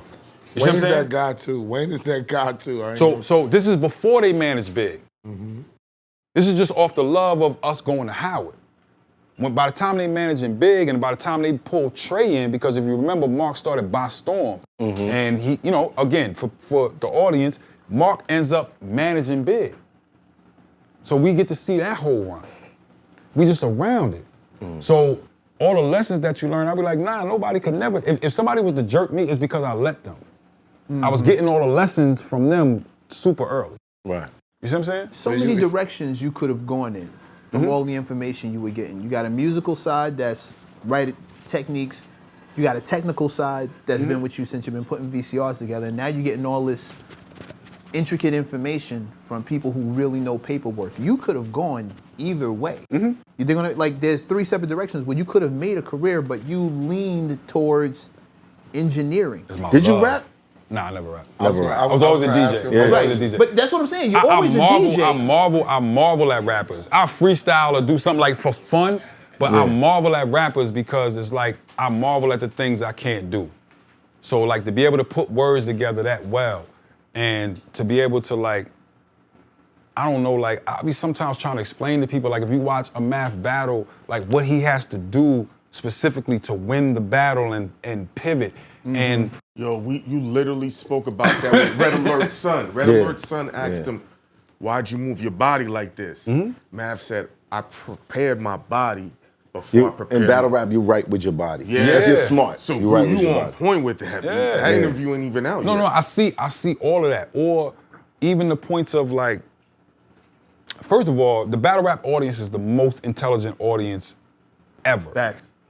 Ever. That's Why you say that? Because you gotta be The up bar. on you gotta be up on current events. Because any bar could be about current events. You gotta actually have watched a bunch of battles because they're gonna refer to previous, battles. you know what I mean, things that happened. Sometimes I kind of miss it because I feel like the people don't be doing my shit. So why don't I you be do like, yo, it y'all again? understand? Like, cause I put it on music now. So when I play it for people, they be like, yeah, that's cool. I'm You like, still yo, gonna- did you catch that? you still gonna get the Did you same catch reaction? this? But remember Did you catch this? Remember what he said about with Cameron earlier with the hit single and Letting it No, breathe. no, I letting get it it. breathe. Now I that's, get that's it. part of it. That's part of it. Now, But when being I a said, tactician when I said that, and you it's also just- too gotta have the timing. What you talk about is timing. You gotta know, okay, this line just hit. Shut up. I seen Math before when the line hit and he was about to go and the audience was going crazy. He like, hold up. yeah. Let them scream Let it for a breathe. second.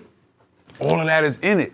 Right. You know what I'm saying? Of learning how to battle. And I come from that. I come from DJ battles. I come from worship and reggae battles. I come from like the clashes. yeah, the Clash. The Clashes is a whole different thing. That's that's an Yeah. area that I like.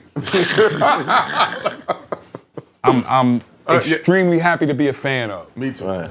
I would never clash against my favorite sounds. You know what I'm saying? So there's a respect level there because if you're talking about reggae clashes, it's like Stone Love don't need to prove themselves no more. Mighty Crown don't need to prove themselves no more. Black Cat don't need to prove themselves. Like those people have already done it.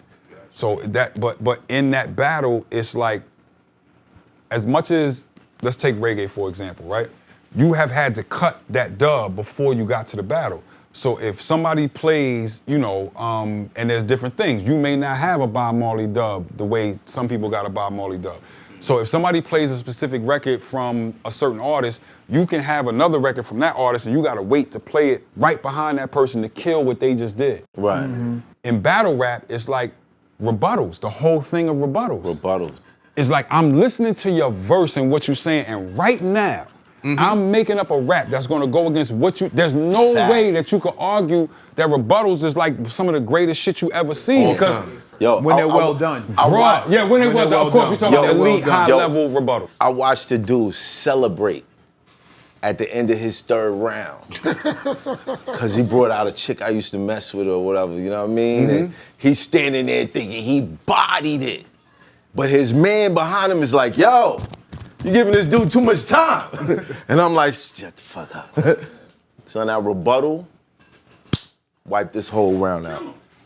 This whole round, the whole place was going crazy. It was for a like year, bro. It 3 was a minutes. year where I felt like you had a chip on your shoulder and you just came back. 2013. I was 2013. everywhere. London, Canada. It was a year. All over America, everywhere. It was a year. What did it take to do that? You just wanted to do it and they just booked you, or you decided like what was the? Didn't you say the timing? idea? of which I felt like Math was #1 trying to get beyond the punch.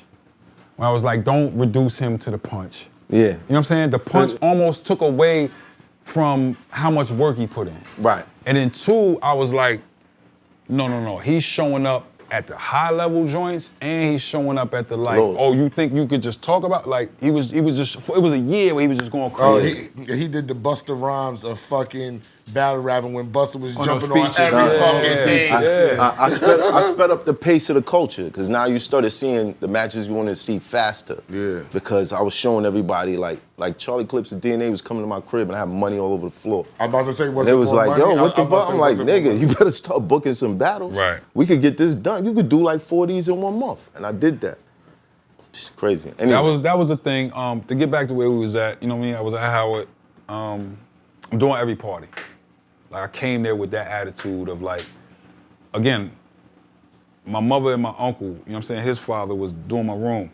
And I was just like, walk to the radio station. You know what I'm saying? The student radio station, like, I need a show. Got a show. And What was your DJ name? Young Guru. It's always been Young Guru. Oh, it was always yeah, Young always Young Guru. Guru. Okay. Yeah. So then I started getting on some like, okay, how can I take over DC in the club scene? So I went and threw a party. I had my man, we was sitting in the cafeteria, and it was Ill Graffiti dude. He just drew a flyer, and we put it up, one flyer on a piece of paper, and put it up in front of the girls' dorm. And we was like, yo, come to the freshman dorm. Boom, threw a party, had all my equipment, and that's how I got my name known amongst the freshman class. So I started going to the promoters, and I was like, yo, if you book me I guarantee you I'm gonna bring like 75% Of the of freshman the freshman class. class to the, Right. and that's what was happening. Yeah, that's how. So I started getting the Ritz, I started getting Quigley's, I started getting, you know what I mean, the classic DC clubs at the time in 92. And it just kicked off. And I was just like consistent with it. Did you ever do Blossoms? Blossoms, I did that. Okay. I also did a lot of the go-go spots. Okay. So- I wasn't really familiar with. You got, okay, so you gotta remember Friday, Saturday, Sunday, everybody gonna party. But on a Monday, a Tuesday, and a Wednesday, you're gonna do go-go. You know what I'm saying? So I was at like them classic go-go spots, just playing maybe an hour of hip hop. But it started getting me in with like a lot of the DC people. The Ibex was my spot. This still sounds like the resume of some. This sounds like the early resume of DJ Drama, DJ Clue. Like this still sounds like if you went on to be someone's DJ, this resume would make perfect sense. Where did There's the a transition conversion? here. Yeah. The conversion happens, okay, so I'm going through school, and there's a lot that happens when I'm in school. So Tracy Lee is my crew. So we consistently. Everywhere to my crew go. Party time. In case you didn't know. We constantly making records at this time, and the people that we know is D-Dot, Puff, you know what I'm saying? And we constantly giving them records. Put us on, put us on, put us on, put us on. One Step Beyond gets a production deal with Puff. It never went fully, but you know what I mean? Like we was in there with them. Right. Trey ends up with Mark when Mark makes that. So you gotta remember 97 is when his record comes out. Right. So we was doing all of that, but in 1996, I get with Nonchalant. It's a DC girl that had 5 o'clock in the yeah, morning. 5 o'clock in the Yeah. morning. 5 o'clock in the morning. 5 o'clock in the morning, where you gonna be? Outside on the corner. You better get yourself together. Get yourself Remember that shit? She was going just like that. I Yeah, remember that shit. super positive record that had us everywhere. You know what I'm saying? I used to go outside right You was after I her heard DJ? that. I was her DJ. Like, I'm going Did you do the outside. beat? No, I didn't do the beat. Okay, I didn't do the alright, beat. okay. I was her DJ. So I got with her after it already started. So she, it was a weird thing. Like, while I'm in DC, I'm honing my skills with the best of the best.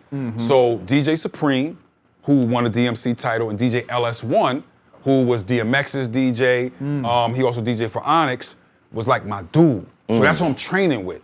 You know what I'm saying? It's getting my DJ LS1. It's getting, and his brother is DJ Dummy, right? Who DJ for Common, who DJ, you know what I'm saying, for a bunch of people. But he's getting my skills up. Like we in there battling every day, we going back to back to back. It used to be this thing called Rap Pages.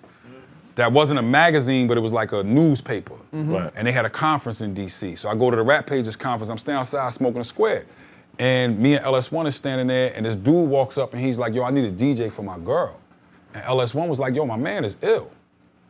And that's how I got with Nonchalant. Like literally, my man Dwight came to the crib, and mind him, I'm on 6th and Florida at this time. He had to come to the hood, you know what I'm saying? Right. And I'm like, yo, boom, boom, I do a routine for him. That Friday, I'm with Nonchalant, and we're the opening act for the Fugees. Wow. We killed the show so hard that the Fugees is like, y'all want to come with us on the European tour for the Ready or Not tour and be the opening act? So now the Fugees, all You of left college Jersey, now, you all of Jersey. It's on fire, yeah. Yeah. I'm like, what? For the Ready or Not? You talking about Lauryn Hill, Wyclef, Prop? Of course we want to do this. Right. For that album, And then the rest of the people that was with Nonchalant, my man Mal, you know what I'm saying? He's from Jersey. So this is my man that was already down with like Naughty and like all of them. He's down Prince Street, you know what I'm saying? All of that. He's the hype man. So it's like we For look at, Nonchalant? yes, because we Y'all pulling, was in DC. we pulling everybody Got you, though, but it's a okay. Jersey connect. Right. You see what I'm saying? Okay. So we pulling everybody, and this is like, okay, we go on this tour. Now I see hip hop on a different level. This is the first time I need a passport. This is the first time I'm going, 1996, I'm going to different countries. I'm seeing it on the Fuji level, where it's just like, oh, it's 30,000 people in here, it's 40,000 people in here. Right. Like, this is a career, this is a job. Yeah. Like, on a real level. I'm coming home with tour money. I lived off the per diem while I was out there. What was the tour like? It was incredible. It was incredible. We was just talking about this today, man. Like, days where it'd be like me, Mal, Miriam, and Lauren just like, oh, we're gonna go to the movies. You know what I'm saying? We go to the movies, they shut the whole movie theater down for Lauren, and it's just like us four in the movie theater. Like, we had a bus one time where our bus driver was like wilding out, and he drove for too long, right? Fell asleep at the wheel. Our bus flips over while we on tour. Bus flips over. Who's in the bus? Me, Nonchalant, Mal, and her hairstylist, and the 2 drivers. It falls to my side. So I'm like, my shoulder's bumping up against the side of my bed. My man Mal, it threw him out his bump. He hits his chest on the, you know what I mean? On the like the kitchen part. You know what I'm saying? So the Fugees then send they bus to go get us. They fly their whole crew to the next spot, fly us in, and then by the time, like, they was just showing so much love. It was just ridiculous. I think because it was 2 women. And it ain't that natural, like, men testosterone, like, you know what I'm saying? Like, Well, like a natural unity. it was a natural sisterhood unity, kinda and thing. they from Jersey, and our whole crew is from Jersey. You know what I'm saying? I'm Jersey and DC. Right. So it's just like, that whole thing just meshed our whole crews. But it let me see hip hop on a huge level. Was it watching the engineers on the boards, I would watch everything. queuing up these It's big my first time. moments? It's my first time. Like, imagine doing shows, and you got to battle with the engineer, and battle to say that I know what I'm talking about.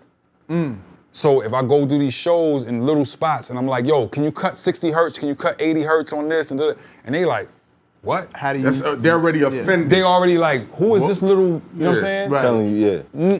Telling me what to do. But I'm like, nah, this is the first time where I go to a show and my voice got a computerized EQ. And we're gonna set this, and the Fugees say, take as long as y'all want for rehearsal. They were showing us so much love. Plenty of times, Clef was like, yo, Ghoul, I'm going over here to do this with so-and-so king of whatever country, take my room.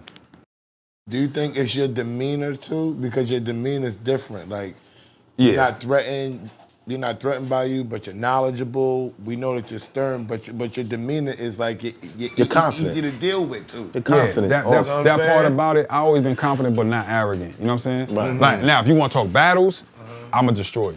Yo, you see the look on his face? You see what I'm saying? That's still confidence. It's still That's there. confidence. Though. But I'm not like, I don't have to show you, I don't gotta keep doing it. It's when we get in the battle, I'ma destroy you, but I don't have to keep talking about it. But even outside of what- the artistic, I hear a lot of hunger and not a lot of you're hungry, not thirsty. But for that tour though, what's the best memory you got? Best memory from the tour. Besides surviving the bus crash. Yeah, we definitely survived that. The best memory from the tour was like seeing hip hop. Before that tour, I didn't realize how big hip hop was worldwide. I didn't really get it. I thought it was a thing for just like us. I've been in it for a long time, so I had to watch it from a neighborhood thing to a like, oh, other people is paying attention. To a, oh, this could. It wasn't a job when we first started. It was just something you love to do. You would work a job to go do this. Right. So it was seeing it on a worldwide level. I think that one thing is what clicked for me on the Fugees tour. But there wasn't any particular moments that you were like, wow, I'll never forget this. Just seeing Lauryn, right? Because my man Mal had been talking to Nine, and he was like, yo, you gotta write every day, you gotta write every day, you gotta write every day. And you would be like walking past Lauryn, and she just got a pen and a pad. And then the times when she'd be like, what you think about this? Like, she's asking me what I think about the verse. Right. You know what I'm saying? Like, what you think about this? What you think about, and those were the times that I like Did she ever spit to you any songs in the making that later ended up became, on the, Miseducation. on Because you know I had a debate with some people in the room about you know, how much writing she does, you know what I'm saying? So What you mean, that she didn't write those? yeah, people were saying No, she writes there those. was a lot of She people writes that was writing. No. Not her lyrics. No, not writing. The music. The music, I know that. I know. No. What you talking about? What you That talking one about? became- She claimed to What the- write and produce everything. Okay, That's the issue. She didn't what that do should that. what that should have been is Exactly. when Vader Nobles There you you go. go. brings you Lost Ones, should have just said Vader Nobles. You know what I'm saying? But at the end of the day, it's a break from, oh, y'all think Clef and is the only one no, I can do what, you know what I'm saying? Right. But it's simple, and you can see how Sony could come in and do that, but you can't take away from, no one ever penned nothing for her. Right. What he's talking about is the different producers and that sort of The thing. writer's Because credit. when you got the album, it said written produced, And da-da-da-da, arranged. and Orchestrated, arranged yeah. by You know what I'm Lauryn saying? Hill. That's But the don't, description. please don't take away from her pen. All right. Please do Space, not I just take need away you to from- get that clip Yeah, please where don't take ESSO away was from- wilding. Hold on. And just put that around there. Just put it in a little box. Remember Remy was here? Wait, hold on. Remy was here. Said it was Heineken. No, Oh, you trying to bring her down with y'all? No, All right. Remy sat right where Guru was at, and he's like, everybody knows niggas was writing for her. She said that said, right whoa. here. No, niggas, nobody Listen. wrote for her. No. Listen, on the camera, to be clear, the discrepancy is written, produced, and arranged And- as if she did everything. Everything. That means I understand that. I that means understand she did 100% of the record. And here's Just the play in no, slow but motion let's- the clip let's- where he was like here's the this. Here's the point. Is that let's Because a say beat writer is a writer. let's Right. say let's Yeah. yes. Now we have to make that clear. But let's say, for example, there's been plenty of people who did one beat for Jay. Ninth Wonder is an example. My brother, that's I love him to death. He'll take that thing and make a whole conglomerate out of it because he goes, yo, I did this on the Black Album and I'm moving on. What Vader and a lot of people missed was the year of walking around the industry going, yo, I did this I for did Lauryn this Hill. on this 5-time Grammy Award-winning and album. you should give me work now, and Yeah, I'm gonna get right. paid. But now. that's what we have to differentiate. But don't you ever in your life think that somebody wrote something for Lauryn Hill? Are you out of your mind? That's a major hit to not be able to say I did this on this album and get the work that comes from that. No, that woman's pen is impeccable. No, not her. No, pen. you're yeah, talking yeah, about yeah, the the people. other I'm talking about part. we got the producers and Yeah, songwriters. yeah, What They you got just their money. talked about, like not being able to claim that on your resume. You walk up and say, "Hey, I worked here," and then there's another piece of paper Yes. that say, "Hey, no, this But says it's- that." I get it. I just need the clip, Space. But That's all I need. It's all I need. fractured because, like we talk about, people think that somebody who makes the beat is a producer. They're a beat writer. They Right. get 50% of the song. So when she says that she writes the beat, that means she's taking away from writer's credit and publishing. That's just what it is. The beat writer has writer's credit. You know what I'm saying? So you can't just say, I did all of that and forget about the man who wrote the beat. I think it's just the way that it was put together, you know what I'm saying? But at the end of the day, I agree with both sides. You know what I'm saying? So on one end, yes, I would like Vader's name to be, you know what I'm saying? Because they had a company called New Arc. Right. I know Vader. You know what I'm saying? They had a company called New Arc. But Arc. it was New Arc, Arc. but like with an AR, I get it. ARC, you know what I'm saying? Right. But I'm also sitting here saying, like, don't you ever throw in that somebody penned something for Lauryn Hill. She wrote them joints. I don't know about writing, She penning the wrote record. them joints. I'm talking about written, produced, Yeah, no, arranged yeah, by she- her, yeah, 100%. yeah, That was- absolutely. I've never heard any ghostwriter rumors. What? around Shit, Lauryn. Remy Ain't no said it road. right here. Put MECC clip right next to it. Hold on, Right but next Remy to it. sat there and Right was like, next to everybody it. knows this. Yeah. She Here's said what it right happened. She here. said it. I mean, I don't know, but she said She it. said it right here. Yeah, We she leave- was the only person I ever heard We say leave that joint, right? Uh-huh. We leave that joint. We come home. Now I'm back in DC. That's when Remy was wrong. But go ahead. this was 96. Yeah. Right? Come home. I got a little paper in my pocket. You know the little thing. You go home, you buy everybody drinks at the bar, whatever. Mm-hmm. So now it's 97, and Trey is upstairs. You know, again, I'm coming back. I'm doing parties in DC. Right. And I lived on 6th in Florida, and they lived like a block down and around the corner. So I would go check on Trey, and he's just upstairs all the time, just writing. Like, you know, just normal crew stuff.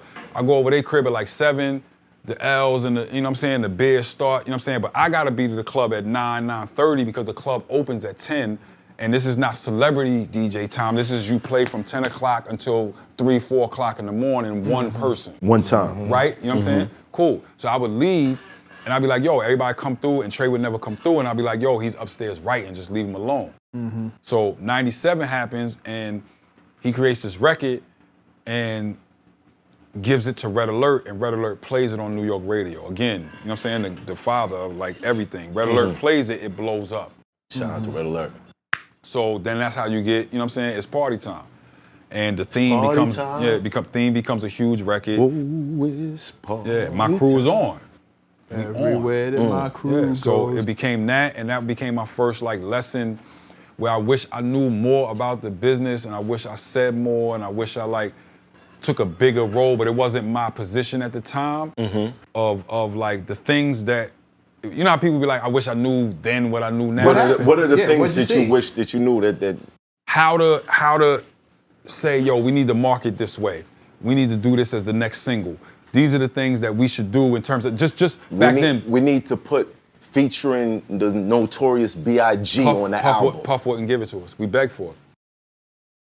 But you had the verse. We begged for it. Puff wouldn't give it to us. True Why? businessman. Puff wouldn't give. I don't know why. Puff wouldn't give it to us. We begged for sticker rights.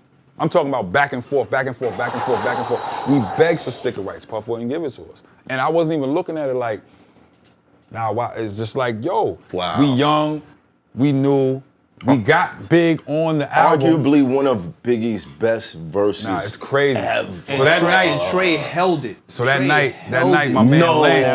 Yes, he did. sorry. No. Bro, I got it. No. I think Trey held it. Bro. No, I think Trey Trey held held it. it. Please don't argue me. Trey held Don't it. argue this. Wait, what are you saying? Do not argue this with me, It's son. one of Big's best verses. Son, I said I think Trey Trey held it. Lee Son. held it down on He the did. record with Big. That's all I'm saying. I'm not. He held I'm it. with Math, Matt. I'm as with an Math unknown on Math. this one. do you know this record, sir? I'm with Keep your Matt hands on high. this You one. do, right? Nah, You do. Biggie caught a body on that, bro. Son, thank you. Nobody's saying Biggie didn't do his thing. Of course he did. But Tracy held his own held on his that own. Me and my record. nigga Lance to Chemistry's advance. I Bought did 10 bricks, 4 pounds of weed plants from Branson. Branson. Now we lamping 12 room mansions. Nah, Bitches get son. naked off, get money. Players anthem, don't forget one more chance. My other hits, other shit. Niggas spit be counterfeit. Rappers come naturally, in and out like fucking rapidly. Pass the gat to me, make his chest rest where his back should be. Fucking black. Yo, come on, son. Come on, son. My boy held Come his own. My on, boy held his own on that. Can we please? My boy held his own on that. My boy, no, on the record. on. My boy held his own on that. He's a new MC. He's rhyming with Big. Yo, the night was so crazy because it's so many. Hold on. I don't know. First of all, dude. it's so many stories with this that it was nights where I wish I went. So my man Lance was calling me from D&D. We had our own Lance, not Lance Rivera, but my man Lance that was in our crew. Right. He's calling me from D&D. And I'm like, yo, it's about to go down, blah, blah, blah. And he's like, Big just walked in, I'm gonna call you back. So he bangs the phone on me, right? Right. So I hit, at the same time, Jay, who I don't work with yet, is in another room. Where your man is at? Is in another room. They both in D&D at the same time, Okay. right? So Trey and Big do this song, and I'm like, oh my God, we finally got it. Yeah. Let's go. Yeah. And then that's the night that hip hop will tell you this. Not, you know what I'm saying, for the audience, hip hop is a person. He's an A&R. Yeah, that used to shout out to work at- hip-hop. Yeah, he used Yeah. to work at Rockefeller. Right. So he comes in the room where Trey and them is at, tells Big that Jay is in the other room, and that's when Big had gotten to the accident. So he was like, Playboy, he's the only MC that I'll walk in another room on one leg. So he's like, you know what I'm saying, going Yeah. into here, and it's actually the last Jay record that he ever heard. I forget which record. Hip hop How know about which that? record it is. Yeah, hip hop know which record it is. But it was just like a lot of weird stuff going on that day. But Yeah. like it was just history. But to us, it was like we have finally got Trey and Big together because it's like, yo, it's Mark. You manage Big. How can we not get this? And and you gotta remember, Trey came out in between these two monumental double albums. There's a Wu-Tang double Yes, album, yeah. and there's a Notorious Big double album. But he got arguably one of the Best Big verses ever. Oh, man. That's actually Big's last recording. That one is? Big's last recording. There's nothing else after. You hear his freestyles when he went to LA, he freestyled on the Okay. radio. I'm talking about recording on a record. Recording, okay. All of the other shit was done. Wow. I didn't realize he didn't work in LA at all. I thought he worked there. No, he didn't work. You know. Yeah, I got You you. caught him in rare form. Life After Death was already done. But you was in between a whole bunch of greatness because we talk about like when you're affiliated with greatness, you become great. So Yeah, from the beginning, from the revolutionaries to going to DC, fucking with D-Dot. D-Dot, and all the rest of them. you We can't- still you have can't the skip guys over- from when you touch You can't skip over the board. D-Dot part because what happens is D-Dot is like, how do I put this? D-Dot is the sergeant. When you go into the army and they got you in basic training and you be with that dude, Right. that's D-Dot. Every producer should go through D-Dot basic training. That's a good guy, too. No, I'm telling you, What was the He's a elements good of guy. his basic training that's necessary for hip hop? he show you how to make records. So it's like, okay, you good at making a beat, but how do you make the record? D-Dot is yo, Brooklyn style, baby. He's Brooklyn. So he's not scared to tell an MC, that's not it. He's the only person telling Big, that's not it. I seen Dot one time. We was in Crazy Cat and Run DMC came through. And Dot was telling them that's not it. And they made a great record together. And if he never said that's not it, they would have never made those records. You see what I'm saying? Dot is the person that's never scared to tell an MC that's not where you're supposed to go. Again, the familiarity. Yeah. It's not even, is your verse dope? It's like, is it the best record? Is that where you're supposed to go? Is your inflection the best? Is your, like...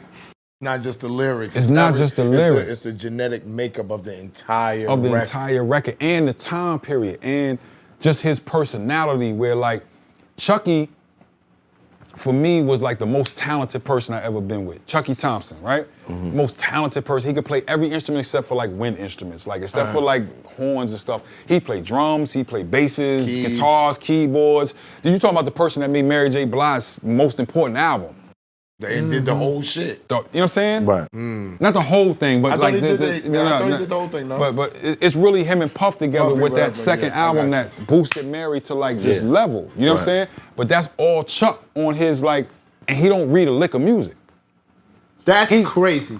He don't read a lick of music. Mad niggas don't read music though. You can go back. But to be that skill level, mad niggas be skilled like that don't read music. The way Chucky got down, I never would have believed that. He can't read a lick of music. Bro, had you not said that, I would have lost that bet 10 times out of 10. You think that Chucky can read music? No, but Chucky Thompson was a different. I watched Chucky play. It's a different animal. No, Dr. Dre can't read music. No, I'm asking.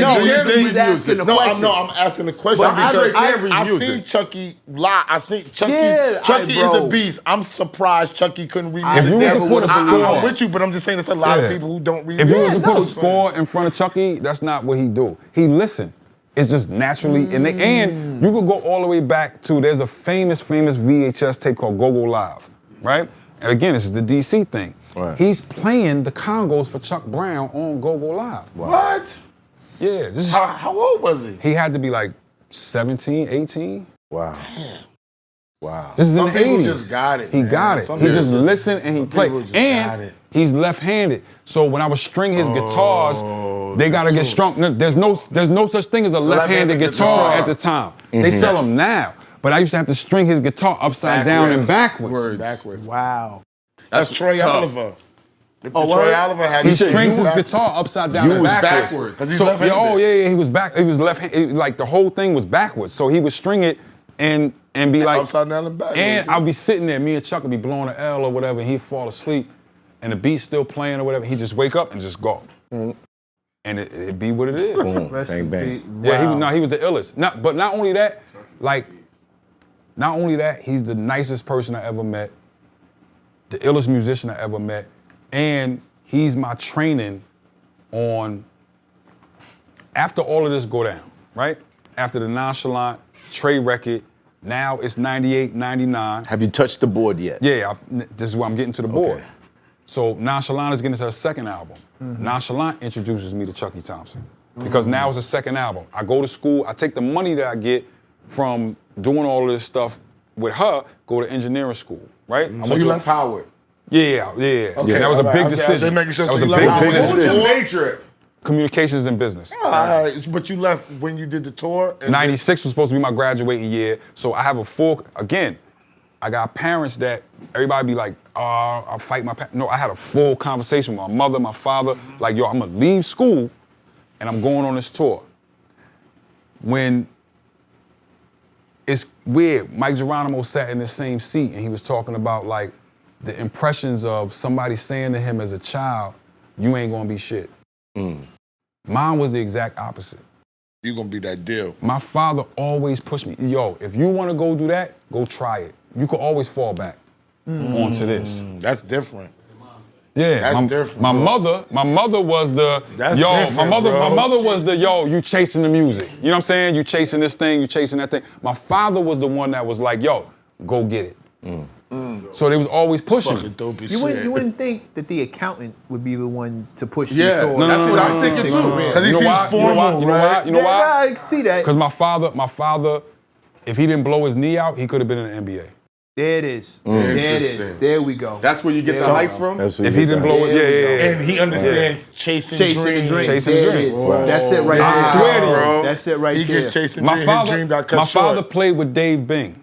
Oh, Detroit shit, Pistons. He was Yes. balling. Oh, yeah. He was balling. So he understands the fall back on. But he another also career. seen the work That's what the ethic that I was accountant putting was. in. You can Yeah, always yeah. fall back. That's what the You know what I'm saying, accountant Mac? He was like, yo, go do that. Don't do that. If it don't work, you will always be, and I have no problem.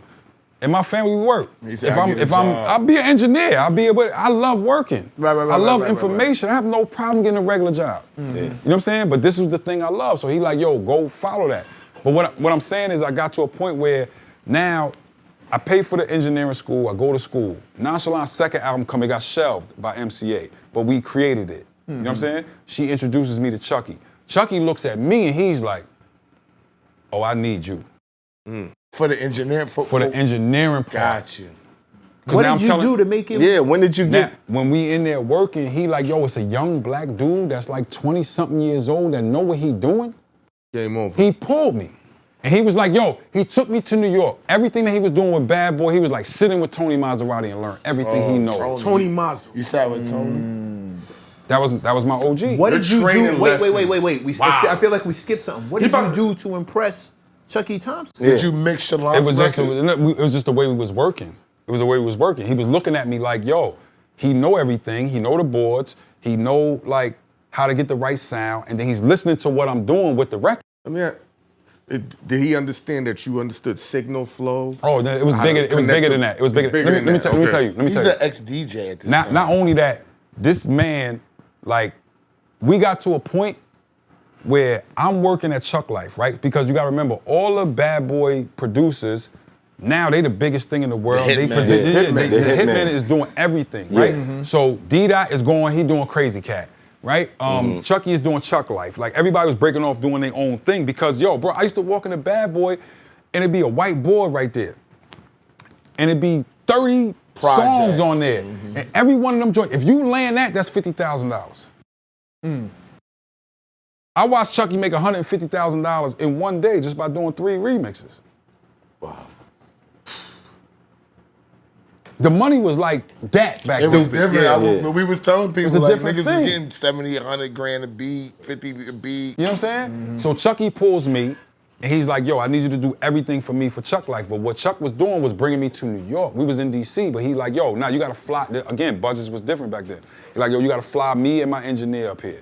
Sit with Tony Maserati, learn what he know. Tony is showing me everything he know. Sit with Joe Quindy, learn everything he know. Because if you could get all of that, it's a certain thing that you got that they ain't got. Because you've been in it from the beginning. Right. And Chucky, not only that, now the money start coming in. Chucky's the first person that's like, okay, hold up. You just got a $50,000 check. What you gonna do with that? He taught me how to live. Well, we don't get Friday checks. The education comes Hold on, say in that and out again. of the We don't get Friday Friday checks. right. You don't know when the next 50 is coming. Right. He's saying to me, yeah, I'm gonna make sure you get a 5 here and a 10 here, and but I can't guarantee this to you. gonna be fat. He's literally showing me the game. He's also going, yo, I'm tired. He got the new 4.6 range. Drive me out Route 50, drop me at my house, and you can go front in the club with my car. Nigga, yo, I never met him. That's who he was. Chucky was a nice guy. That's who he was. But the thing of like, this is how you set your life up so that take this amount, pay these bills for 6 months. Take this amount, do this. Take this amount, put it away. Dash. But you surrounded by greatness again. It's a Yeah. he just he was the nicest person in the He world. had Chucky, then Chucky took him to New York and put him around more greatness. Yes, Tony absolutely. Maserati and Yes. them. But you know, Absolutely. aside from the greatness, what else he had? The ability to absorb and listen at a young age. Yeah. Most young niggas would have been like, yo, Chuck, I'm good. I got 50,000. Let me get this chain. Let me go stunt with some First of all, broads. you went on tour before you was 21. Yeah. It's never been my thing. What was never your thing? Like stunting. Oh, Like we look at people like that and laugh. Like you think I'm supposed to like you because you're hard? Because your car's hot. It's nice. It's a nice car. It's like me coming in and be like, yo, I like these sneakers. But I'm not impressed by your car. Right. I'm not impressed by your chain. I'm not impressed. That don't make. I'm raised by revolutionaries. What are you doing for us? I'm not impressed by that dumb little like Your character don't come through what you buy. Yeah. That's not how that works. That don't make sense. And I'm not a hater. Right. So if you have a nice car, I'm like, yo, that's a dope ass shit's car. dope as Like, fuck. yeah. Absolutely. Yeah. Right.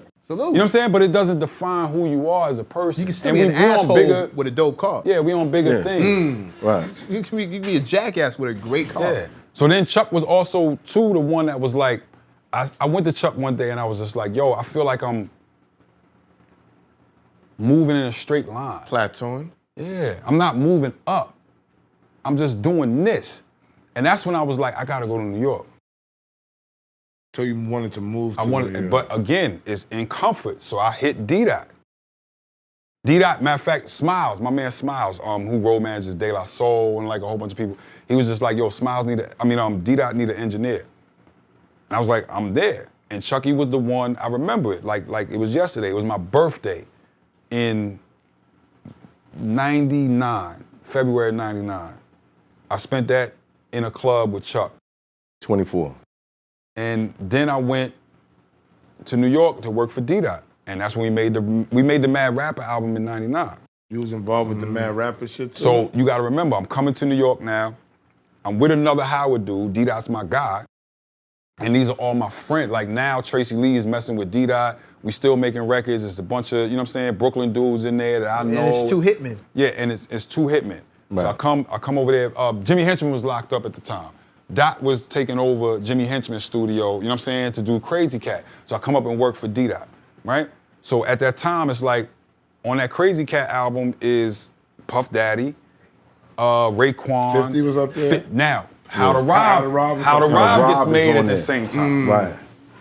You see what I'm saying? man. So it's an you introduce the 50s. Are you sitting in these sessions? Yeah, or? of course. So you was there for the How to Rob I session? was doing everything. I was the You recorded recording How to Rob. engineer. No. I'm gonna tell you the ill part. That day I wasn't there, and my God bless the dead, my assistant Kamel. So I had this ill dude. He's from Abu Dhabi, and he read the back of a source, and was like, I'm gonna go to New York and just get on. And he just became my guy. Like Back he's then? actually, yeah, I'm back from then. Abu Dhabi? Yeah, back then he's from Abu Dhabi. Back then he comes to New York, he fills out a job application, starts working for D-Dot. The first day that I go up there, he started hating on me because I'm nervous. You know what I'm saying? I put the tape up back. There's no Pro Tools. There's no nothing. I put the tape up and the tape spins off. And he's like, see, this dude don't even. He's so loyal to the dude that was there before. Yeah. But then me and him just became like best friends. You know what I'm Right. saying? He was like my little brother.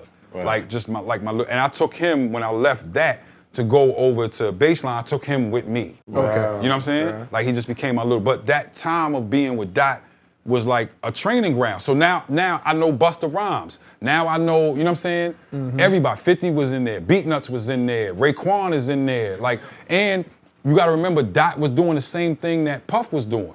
So it was like, okay, now Dot got a conglomerate of 5 different dudes, like Charlemagne, you know what I'm saying? Not Charlemagne the guy, I but know, a producer named producer Charlemagne, Charlemagne, yeah, right? he did. There was a bunch of people in there, and one of them happened to be this kid by the name of Kanye West. That was sending Dot beats. Who was under Free at the time? So he was managed by Free from So So Def Yeah. and D-Dot at the same time. Right. You know what I'm saying? But Kanye's sending us monthly dats of a bunch of beats. Right. So it's like Goody Mob come to the studio. Okay, go grab Kanye February, go grab Charlemagne March, go grab and we would play beats, and then, you know, Goody Mob picked 2 beats, and then now they made a record, and now you call those producers, we And come you and gonna we get some produce the money, record. we need you, Right. yeah. So all the ghost producing and all that people be talking about is you got a phone call. Right. And you wouldn't have had the meeting with the person. Dot had the meeting. So now he's playing your beats and he's telling them he's killing. So people that act like, yo, Dot was stealing so-and-so beat. No, he was bigging them up like crazy when he's in there. Like, yo, my little young boy is nice and he can't nobody fuck with him and pardon me, you know what I'm saying? Right. But like, that's what he was doing. And then he's producing the record for And them. then he's telling them how to do the vocals. We doing the producing drops. the We record, adding yeah. stuff on and we doing producing the record. What record did you record? Oh man, at that time it's like you could look at the whole Mad Rapper album. Now, not only on the Mad Rapper album that I recorded, I mixed it, I got scratches on there. It was a family, it was a conglomerate. Yeah. But during that time, like the Brat came up, and if you look at one of the Brat albums, I got a mix on there because she came and got, you know what I'm saying, a record from D. The Goody Mob joint was the World album. I forget what the name was, World something. World Party? Yes, there's 2 on there that we got. yeah, I remember. Yeah, like early in '99. So, yeah, Queen Pen. Like that was one of the illest sessions. Queen Pen, just one of the illest, and my crew. So it's just like Tracy's still doing records. The Reaps is still doing records. One Step Beyond is still doing records. Like all of those things are still going on. It was just so much, man. It was just like being in New York, and then I could just move around and do whatever I wanted to do. What was the engineer getting paid back then? Now, when I worked for Dot, this is the ill part. When I worked for Dot, I was taking a weekly salary. You know what I'm saying? It was like $400, $500 a week. I was broke, you know what I'm saying? Because I had to take that money and send that money back down to DC to my kids. So by Thursday, I'm looking at Smiles like, yo, I need $5 to buy chicken wings and French fries. Oh, you had kids along the way? Oh, yeah. I told you I had a kid at 22. His daughter's Okay. 26. Right. No, his son's 26. His My daughter's daughter, 23. my oldest daughter's 26. Oh, Right. 26. Yeah, My other second daughter, daughter's 23. My twins is 19 now. Wow. You know what I'm saying? So I already had kids at this point. In this whole I story. leave- I leave this the whole kids- story. We never met a girl. There was never met a girl. man. We never No, he just had the baby. Well, the girl pop. Hold on. The 26-year-old makes sense. This is when It was I right after the tour. You got the 26-year-old one. No, It was right after the tour. no. It was before that. It was before that. So Oh, okay. even when I was with Nonchalant, you know what I'm saying? That's when I had my daughter. Okay. Gotcha. My daughter's born in '96. You know what I'm saying? So I met her mother when I was, like I'm saying, coming out of school. That was the whole thing. So it was just like my daughter was born, and I'm like, I gotta go make it happen. The That's pressure's what up flips. now. Yeah, Yeah. That's what flips That's the- everything. That's like fun time is over. And that's Yeah. what is that what makes you jump to engineering school? yeah. Because it's a Because safe hustle, I can't more stand. secure. I can't stand in DC and be like, yo, I'm getting this money from these promoters. You know what I'm saying? I gotta have a real, Gig, solid yeah, thing. a real. Got I have a it, child now. got There's it. no playtime no more. I never had, Mec. I never had. You know how you graduate from college, you get the $100,000 job, you get the $70,000 job, whatever. Back at that time, I went from college to adulthood. One time. No play gig in the No, middle. no time in between the play. But you were gigging in college at the same time. Oh yeah, absolutely. But your daughter was the thing Was that the made thing you go that find said, yo, stability. it's serious now. Right. Okay. All playtime is over. Can't depend on these promoters. Yeah. I need a When solid. you become a dad, it's It's not like, Skill. a game. It's not a game no more. This is almost like this. Almost goes back to you. It's like you skipped trade school, went to college, and then you found a trade Yeah, at the end of college. Yeah. So you were used to this already. I was, but it was like when you have a kid, it just focuses you. Yeah. Like my kids is my focus. You see what I'm saying? Right. Like my kids is my focus. Like everything is for them. Everything is for the legacy. I want to be the oil painting 100 years from now, and they look at it and be like, he set it off. For the For the generations after. generation of families. Foundation of the tree. The whole thing is like we always have our kids start at 0 or -0 because they paying for your funeral. Yeah. So they almost at -0. If we could start, and that's the problem is everybody else start their kids with, here's a trust fund, here's the this, here's the that. Yeah. Of course you gonna rock. they We almost- start our kids at less than 0. They almost gain off of your death. Like, You understand what I'm saying? yeah, we. Do you think artists should use that same approach? Yeah. Yeah. I think nobody teaches them. That's why I'm so big into education now. Like, if I haven't said it yet, now I'm the director over at the Rock Nation School. Right? So we have a Rock Nation school that's tied in with Long Island University. So I'm the, what we call, it's a long thing, but it's called MTEP, right? It's Music, Technology, Entrepreneurship, and Production. Right. So it's a real, like, you're gonna go to Long Island University. It's right across the street from Junior's in Brooklyn, right? And you get this degree, but nobody teaches them that. And I was big, I was lucky enough to have a Mark Pitts, to have a Wayne Barrows, to have a Chucky Thompson, to have a D-Dot, to have, you know what I'm saying? And then ultimately to get the Hove. But it was like people was teaching me this. Right. Everybody don't have people teaching them how to do that. Or They're even not like fully being developed. life insurance. If you watch other people, and this is not about other races or whatever, they'll start the kid life insurance at 17. And the whole thing is like you build that life insurance all the way until a you die. savings. And even if the whole thing is you can't fault on it. You Yeah, gotta but do you- it you can every draw month. money out of it They and will go, everything. they will go Yeah. and say the community will pay for your life insurance because when at the end of the day you die, your kids get $2 million Yeah. if you Right. started at 17. Well, That's true. And you can borrow money from it and everything. We don't even know that. Everything. You can borrow money from your whole life in like insurance. 30, 60 days or something like that? Well, you can borrow money from able it. to Yeah, pull if it's from worth that something, you insurance can pull plan. from It's it a if real you ever thing. need money. But thankfully, you're smart. You were smart enough to listen to all these people around you. You had the knowledge. Let me say this. I've always read since I was a kid. These things to me were like smaller things compared to the bigger things that were on my mind. Okay. You understand what I'm saying? If somebody come and be like, yo, this person jerked you in the music business, and it was like, okay, you didn't know. I knew. Right. You know what I'm saying? But it's still small compared to like, what is the thing that will bring all black people together? Right. Right. These are the questions that are on my mind. I'm building with the gods. I'm building with this one. I'm building with that one. This is a small problem. So how much does it frustrate you with this mentality, dealing with artists who won't do the bare minimum, as in read the go-to or read this thing or look at All this I can piece do of is show you. information? All I can do is show That's you. it. Okay, again, let me give you. We fast forwarding, but it's like now with my young boy Ruben Vincent. Me and Knife have a company together called Jamila, right? So we like, all right, let's do it right. Let's put out Rhapsody. Let's make sure she get everything she need. Let's make sure nobody jerk her. We sitting there protecting her. I can't express to you how happy I am when I go to North Carolina and I walk in her house and I'm looking around. I'm like, yup. Yup. Perfect. You know what I'm saying? Let's do it with Ruben. Every time a problem come up, I bring it to him. This is my opinion, but it's your choice. Right.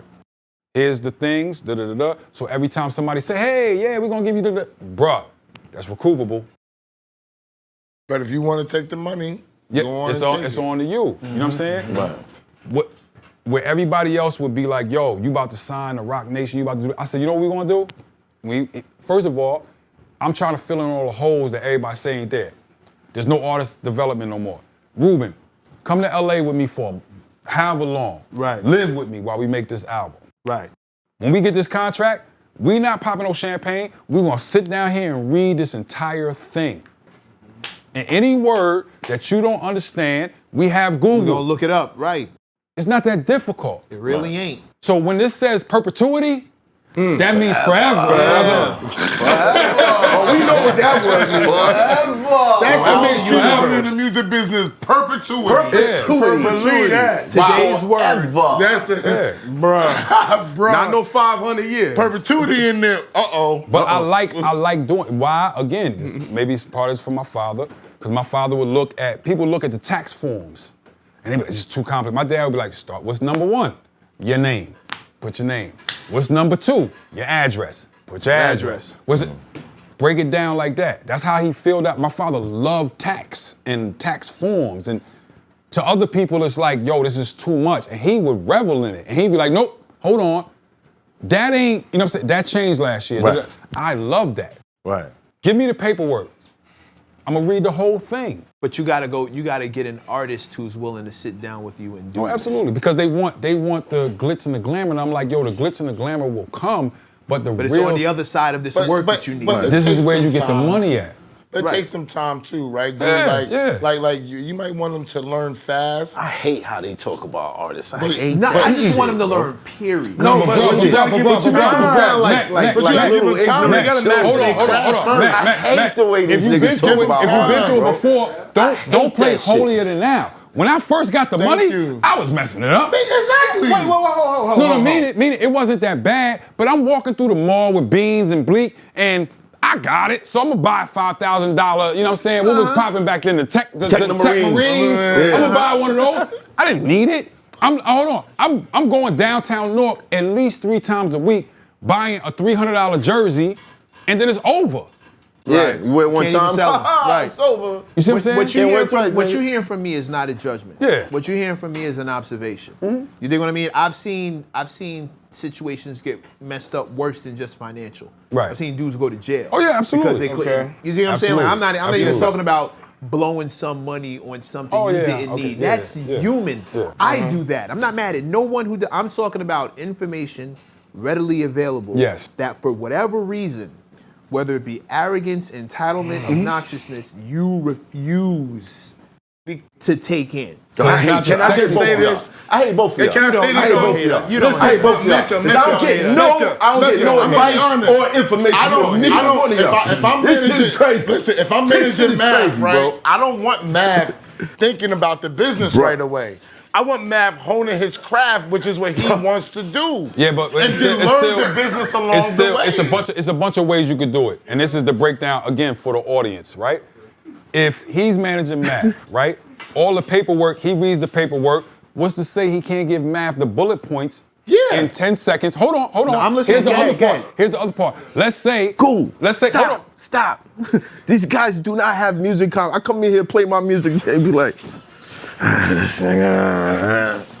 just telling you the business part of it. Keep going. Now, I'm here's just the waiting other for part, the and day. this is you know what I mean? important. This is I love important it. again. I would love it. Let's say there's a big manager, right, that has all the information, but math don't trust that big manager. He trusts him. What's supposed to happen is he brings him along. You see what I'm saying? So now the big manager, and this is another thing, like the big manager probably got 20 people that he's managing, but you don't trust him. So bring him along. Now ESSO is on the emails and he's learning and he's seeing whoever, that's your homeboy. This is the difference between a road manager and a manager. You may trust and love the road manager, right? Now the road manager is learning as he's on these emails and learning all of that. Maverick right? and LeBron. Boom. As he should. Cool. Perfect example. Now, when he gets to that point, now he can break everything down to him and he knows it can trust him. That's the point I'm saying. Say you don't know. That's the greatest I'm a scientist. The greatest thing for us is to say, I don't know. I don't know, yeah. You know why? Because I'm going to figure it out. Well, I'm gonna find somebody that do know. If only, and here's my only pushback to that whole thing, because I agree with the entire rod. What ends up happening is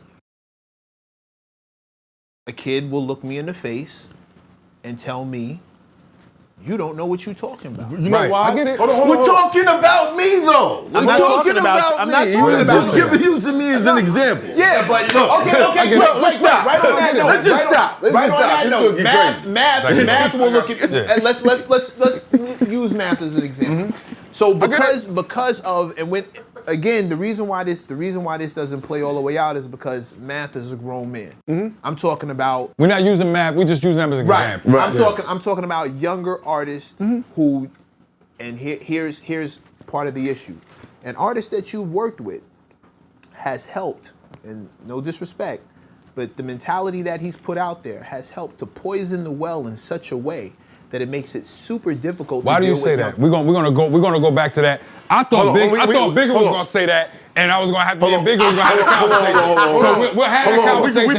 No, Matt. Don't take it away from that. Don't take it away from that. But make your point, and then we'll go back to the poison in the well. Okay. When I have an artist who believes that outside of the ESSO philosophy, in other words, you go be the artist.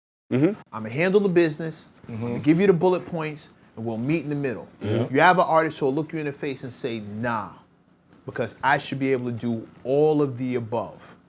That's just not real. I can. No shit. No shit. But you know, No shit. Hold on. Let him get it off. Shit. No shit. We spoke is about not this real. already. We tons of times. We spoke about this with Red Alert. When he was talking about all the players showing love to Bill Russell, it's because of his resume. What I wanted to talk about with Guru, how easy is it when they see the Rockefeller chain? When they can pull up and see you worked with Hov, see your resume versus, and one time ESSO was giving me advice and I wasn't listening to it. Then when I found out his resume, I said, why you ain't tell me this? He said, I needed to know what type of nigga you are when you absorbing this advice. Are you a dick rider? Or you was somebody who's gonna learn and go along the way. So these artists, when they see him, So which one were you? Yeah, but no, I'm stubborn. I'm stubborn. Right. It ain't because Heineken, didn't get to the listen. point. Okay. Get to the point. Get to the point that Mac was talking about. So hold on. If you give the artist, you as yourself, know that you telling them the right thing, and they don't accept it, then you got to move on. That's cool. And That's cool. that's it. Right. But why does it? But should you ever Why do you not predict that they're not recognize? gonna Why is listen? that? Why do you not recognize that that's what you got to do and then just move on? Me personally? Yeah, I you think he's personally. born. because I get I think artists, Hold on. I too many artists heard I it. get personally invested.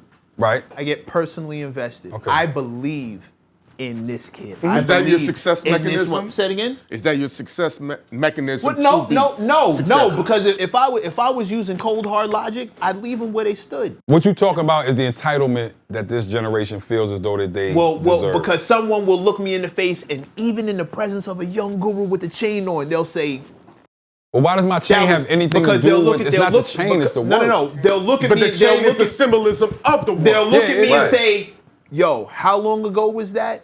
And that's Hove. That No, it don't was count. yesterday. They won't hear. They won't hear It was that yesterday. part. It was yesterday. They won't hear that part. Look at the look in his eye. That's They a won't killer hear right that there. part. No, because we look at the exact I same know. way. That's a I got the to exact say, same way. we got to rewind all the way back to you was making let's- $400. Yeah, We'll we'll making get $400. there. We'll get there because we got to get and please we'll gotta go get back back and to I'll that take you the part. whole thing. Right. But I want you to really get back to my guy poisoned them. Yes, with we that. want- Because yeah, I'm we gonna gotta talk retort about all that. of that. Yeah. We're going to So talk go about ahead. this. All right, It's so not. go It's ahead. not the one you think. Go ahead. It's not the guy you think. I know. I don't think so. I'm trying to Turn figure it it back. out. You're making Trying to figure it $400 out. a week. Yeah. You're sending money down to your kids. Yes. You're living in New York. You broke I was actually living in Jersey on my cousin's couch. on the couch. On the couch. Struggle. So I said, let me come up. struggle. Yeah. I'm gonna live on your couch. It would be times where I didn't have money to eat. I would get a call for a session, and he would have to give me $20, To go. or I would jump the you know Turnstile. what I mean? The Right. turnstile, like the New Jersey Transit joint. You ever got caught? Nah, never. Never. Never. But he would give me. I mean, you so tall, bro. It probably, nah. it probably look like you But New just Jersey stepped through. Transit is different. So I would come in, you know what I'm saying, probably go to 33rd Street and walk down to 25th or the 26th. Okay. You know what I'm saying? On New Jersey Transit. Cool. All of that goes on. We do the Mad Rapper album. That's over. So at the end of that, I was like, yo, I gotta find out who manages this kid named Doro. So it was a black engineer named Doro. Now he's messing with Clue. Yeah. Clue and Doro. Doro is the Jackie Robinson Yeah. of our thing. He's the first young black engineers was not getting paid the money, bro. He was not getting paid the money. Doro was the first one that when I'm leaving Crazy Cat and I'm going to, let's say, Sony, he's pulling up in the Porsche. He had the Porsche early. You know that early. And I'm like, who is this dude? And he was a cool dude. He would stop, talk to me, da-da-da-da. You know what I'm saying? But I didn't know who managed him. So I was like, yo, I'm 5, degrees of separation from everybody. So the Cat, who used to work at the front desk of Crazy Cat, it's funny her name is Cat. But she was like, yo, I know the girl. Right. And it was L'Oreal. Okay. L'Oreal Coppage. Yeah. So I was like, yo, get me a meeting with her. So I meet L'Oreal, and I told L'Oreal, look, I'm not no knucklehead. I got kids. I'm a father. I know every former, every board, boom, boom, boom. And in one meeting, L'Oreal changed my life. This woman is the person that was like making sure that young black engineers got their money. Yeah. I can't tell you how monumental she was for me. So in one meeting, I talked to her. The next day, she had me in a session with DMX So you went from $400 a week to $1,000 a day. Shit. L'Oreal was getting that To money. $1,000. Oh, Now, not to put numbers out there, Right. but I would look at invoices and I'd be like, Doro's making $5,000 a mix and he's doing 3 of them in one day. Oh, I gotta get over here. Yeah. You know what I'm saying? L'Oreal pulled me. She was like, boom. She put me with DMX.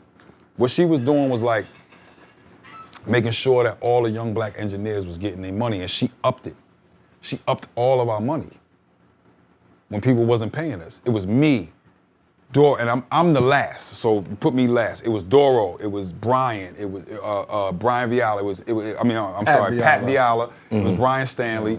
It was Ebo was still alive at There that was a time. white dude in there Yeah. too. Wasn't it a white I don't dude? know. I don't know no white dude she had, but she had all young black engineers. Right. So me, Pat, Brian, and Doro. Doro was like the superstar.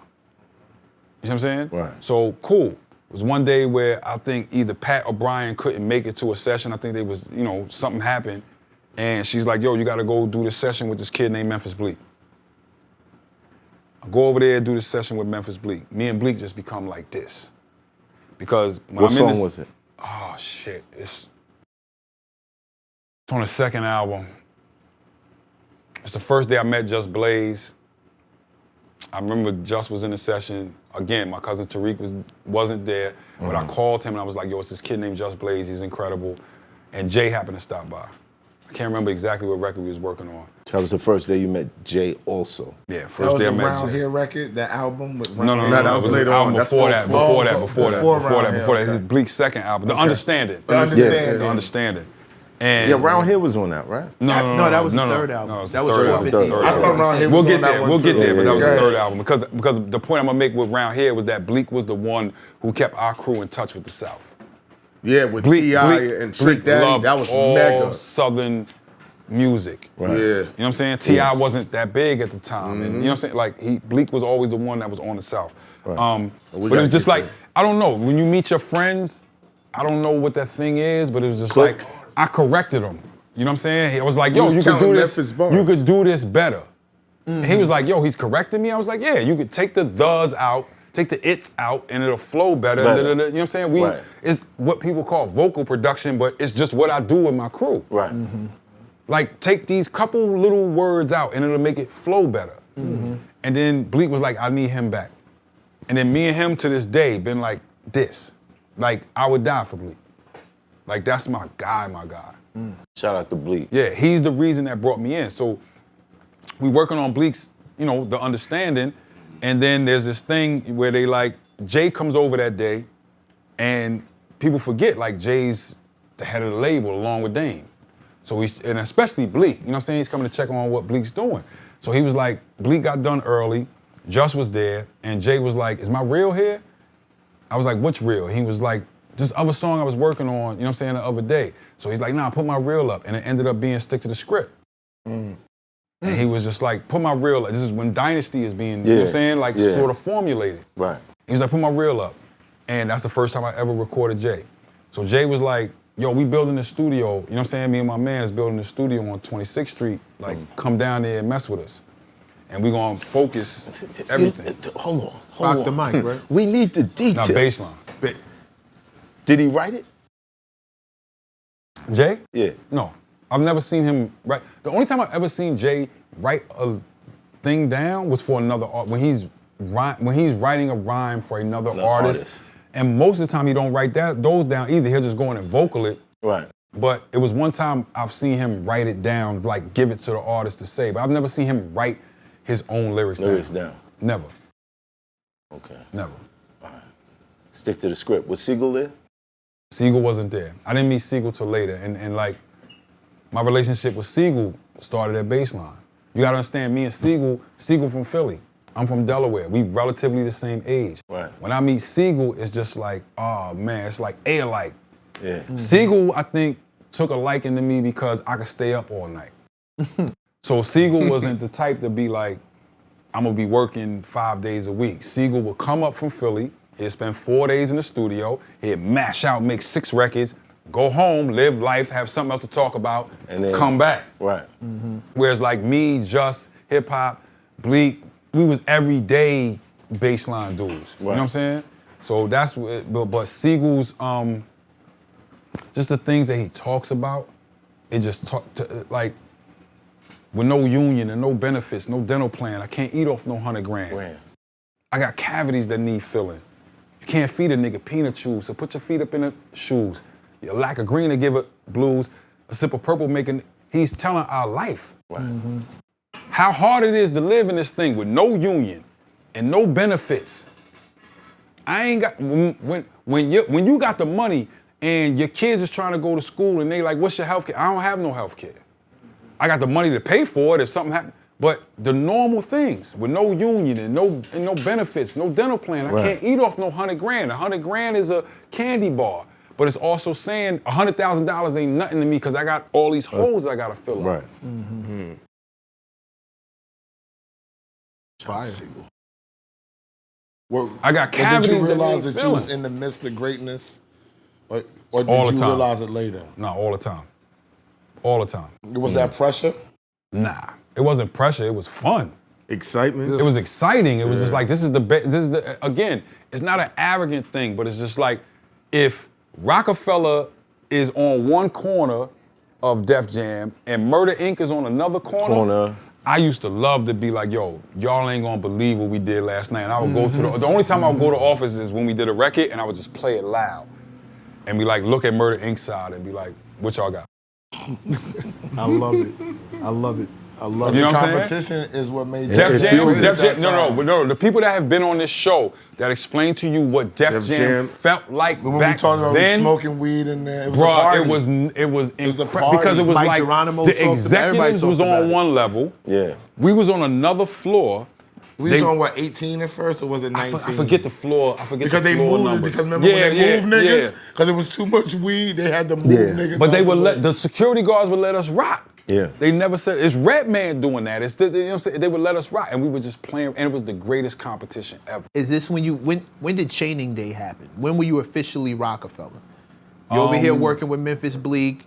No, wait. When did the shout out? The first shout out. I'll answer both of those. The first shout out was Beans. First shout out was Beans. I'm trying to remember what record it was, but Beans was just like, me and him was just like, in the studio, bro, that was my dude. Because it's just like, we would go to sleep, wake up, go buy a white t-shirt, toothbrush, and you know what I mean? Just get right back to it. Do it. And he would only be there for a select time, but what he was saying was so intense. I would watch Beans like do a verse, and then he'd go to eat in the lounge, and the Eagles is playing, and he's watching them. So that's when you get to take a halfback, bring a quarterback, then do the math black. Right. Ain't no Warren Black when I'm Warren Black mask over the braids, two nines like Warren Sapp. He just watched the football game. And came back with They came back with the bars. Crazy. You know what I'm saying? That's me and Beans. Me and Bleak is like, that's my man. You know what I'm saying? And we would do that. Beans was the first to shout it out, but Chaining Day was before Chaining Day. When we went to Miami and we was at Circle House, and we did a month down at Circle House, right, with all the guys. Shout out to And, Circle House. Yeah, we had just completed Blueprint. Me and Jay had completed Blueprint. And then we went down to Circle House. It was supposed to be a Bleak and Beans album, but that never happened. Bleak is a really early dude. Like, Bleak is gonna be up at like 6 in the morning and ready to work in the studio at 9 in the morning, and Beans is super late. Beans would call me at like 1 o'clock and be like, Ghoul, you in the studio? Yeah, I'm on my way from Philly. And I know he's not getting there till 3. Right. You see what I'm saying? They work at opposite times. So that trip ended up being the State Property album. Okay. Right? Okay. Yeah. It's when Aaliyah died. Aaliyah was supposed to be coming to us. Wow. Like flying to us. You know what I'm saying? She had already called Justin. She was supposed to be doing a remix with Justin. And like, first time I ever seen hip hop cry. Wow. She had left us. She had her rock the mic when we did it. I was like, what was we doing? We was about to go to strip club. And Freeway was complaining like, yo, we've been down here for like a week. And you giving all the beats to Beans and Bleak. Right. And he looking at Just like, yo, I can't get nothing. And Just is real quick on an ASR X, not even on an MP, nothing. Just dun, dun, dun, dun, dun, dun, dun, dun, and he did rock the mic.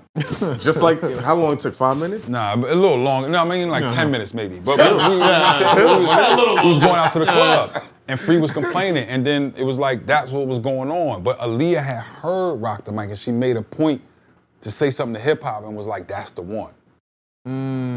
But But she wanted to be on that record? We was in Miami. No. She was saying No. that's She was just fire. like, It it's was a fire. fire Like, that's a record. good record. Like, they should go with that Everybody used to record. play records for everybody. Yeah. And then she flew to go do the video, and she was flying back to us to come do a remix with Just. And that's when the plane crash happened. That's also when you get Freeway saying, still know where to go. You know what I'm saying? Like, it's a song where he's talking about, like, you know, my life could end in a plane crash. And he's talking about it because it just happened. A lot happened in Miami. Like, that was a crazy 30 days. Chaining Day? So, Beans had a video that was coming out, And because Bleak and Beans wasn't getting it all together, Jay came down to be like, yo, what's going on? And Jay wouldn't start the meeting until I got there. That's when I knew I was like, oh, I'm important. I mean something. Like, Fair enough. he would not start the meeting until I got there. How'd that was make like- you feel? Like, oh, okay, I get it. Yeah. I get it. Was now. I was always grateful. I always been a grateful dude. You understand what I'm But saying? did that make you feel like that you arrived now? Yeah, like you. That nigga's not even gonna start a meeting without me? I did. Was I you did. late? I did. And it wasn't that I was late. I didn't know I was supposed to be there. Yeah. Oh, wow. And he was like, nah, Goo know what's going on. Like, where's Goo at? Yeah. So I had to come from the studio to go to where he's at. And he would not, I remember he was adamant about it. He wouldn't start the meeting until I got there. So when you say arrive, there's a lot of things that made me feel like I arrived. You know what I'm saying? But I've just always been grateful. I know what my father's struggle was and what the other people's struggle was and like the men in my neighborhood. Now I'm grateful. My mother teaches special ed. You know what I'm saying? Even though I had two parents in the household, my mother's coming home talking about this girl. She's stinking and I had to take her in the bathroom and that's when she told me she was getting touched. My mother's a special ed teacher. No, I get you. Yeah. The thugs in my neighborhood, Peebo, and like my mother teaches them. You know what I'm saying? So I'm very aware, I'm very appreciative of the fact that like, no, everybody ain't got this. Right. Got you. Right. Everybody ain't got this. And my parents was like the ones that was like, even though everybody ain't got this, we still gotta help them and do this. So again, I'm saying that I carry that into my business where I'm super appreciative. I can understand why Jay would take care of a Memphis Bleak. You grew up, you know what I mean, 2 levels underneath of me, we in the same building, Your mom and my sister know each other, You know, like, Right. I understand. Symmetry makes sense. why Yeah. that makes sense. Right. Why would you care about this kid from Delaware that like, because he was, nah, I'm bringing you in. And I appreciate And I your work. appreciate everything. So from this point on, you ain't got to worry about this music. I got this part. You worry about the rest of it. The shows, the music, I got this. That's my showing appreciation. Dubs, OG Juan. Okay. This is a dude that makes a studio. You know what I'm saying? And there's things I haven't said about OG Juan forever that Jay like even released in this latest verse that I would have never said. But to go to OG Juan and OG Juan be like, hey, go, this your area, this your space. Tell me when you need toilet paper. Tell me when the lights, you know what I'm saying? You need new light bulbs. But we ran baseline. Me, hip hop. You know what I'm saying? Like OG's side too. It's like TT and like, you know what I'm saying? All of those people on his side. But we ran baseline. And OG would be like, yo, whenever y'all need something, just come. Gratitude. This dude just gave me a space to be. Baseline was basically my apartment in New York for 10 years. So that's when you say, like, when do you feel like you was brought in? So it's like one day, Dame just like, it's your birthday, here, throws me some, I'm like, what the fuck?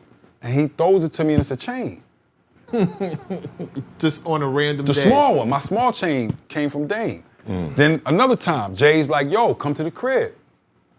And then he give me this. And I'm, okay, I get it. So the gratitude was already there. You know what I'm saying? And it's from the standpoint of like, the way I A&R or whatever my thing is a mixture of a bunch of things. I hear A&R, I hear production, I hear DJ. engineering, It's a I hear mix of a bunch. DJing. I'm the music guy. Right. Right. Sound quality. That's what I do. Right. I make songs. However you want to market and promote that. I'm getting better at that. I'm getting better at understanding that of what my job is supposed to be, especially in this world of social media. And I could care less about social media, but if it means that Ruben Vincent Get needs some me to extra post eyes. him every other day, then what's wrong with that? I'm not lifting a cinder block. I'm not solving, you know what I'm saying? Pushing a button. I'm pushing a button. And they telling me, yo, Goo, you gotta get on TikTok. Okay, marketing. This is the other thing I say. Like, when people be like, oh, my record company, who? Name they names. It's not a company, it's people that work there. Right. It's people that work, they may not like your project. Me, right now, personally, for Ruben Vincent, I got the best situation I could ever ask for. Say they names. I got 2 females, Bianca, Cheyenne. They work their behinds off for me. I told Ruben, if this don't work, it's our fault. It's our fault. because they work for us. You see what I'm saying? Don't say my record label. It's like when people say Illuminati. Say their names. Right.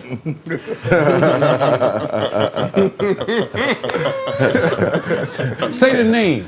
It was one time where ESSO was on here and he said, yo, it's these many families. I wanted to jump into the screen and be like, no, ESSO, it's a lot of families. I grew up in Delaware. The DuPonts run Wilmington. That's not DuPont Hospital. We know the name. Say the name. Because what it does, when you say these things, it makes a boogeyman for our children.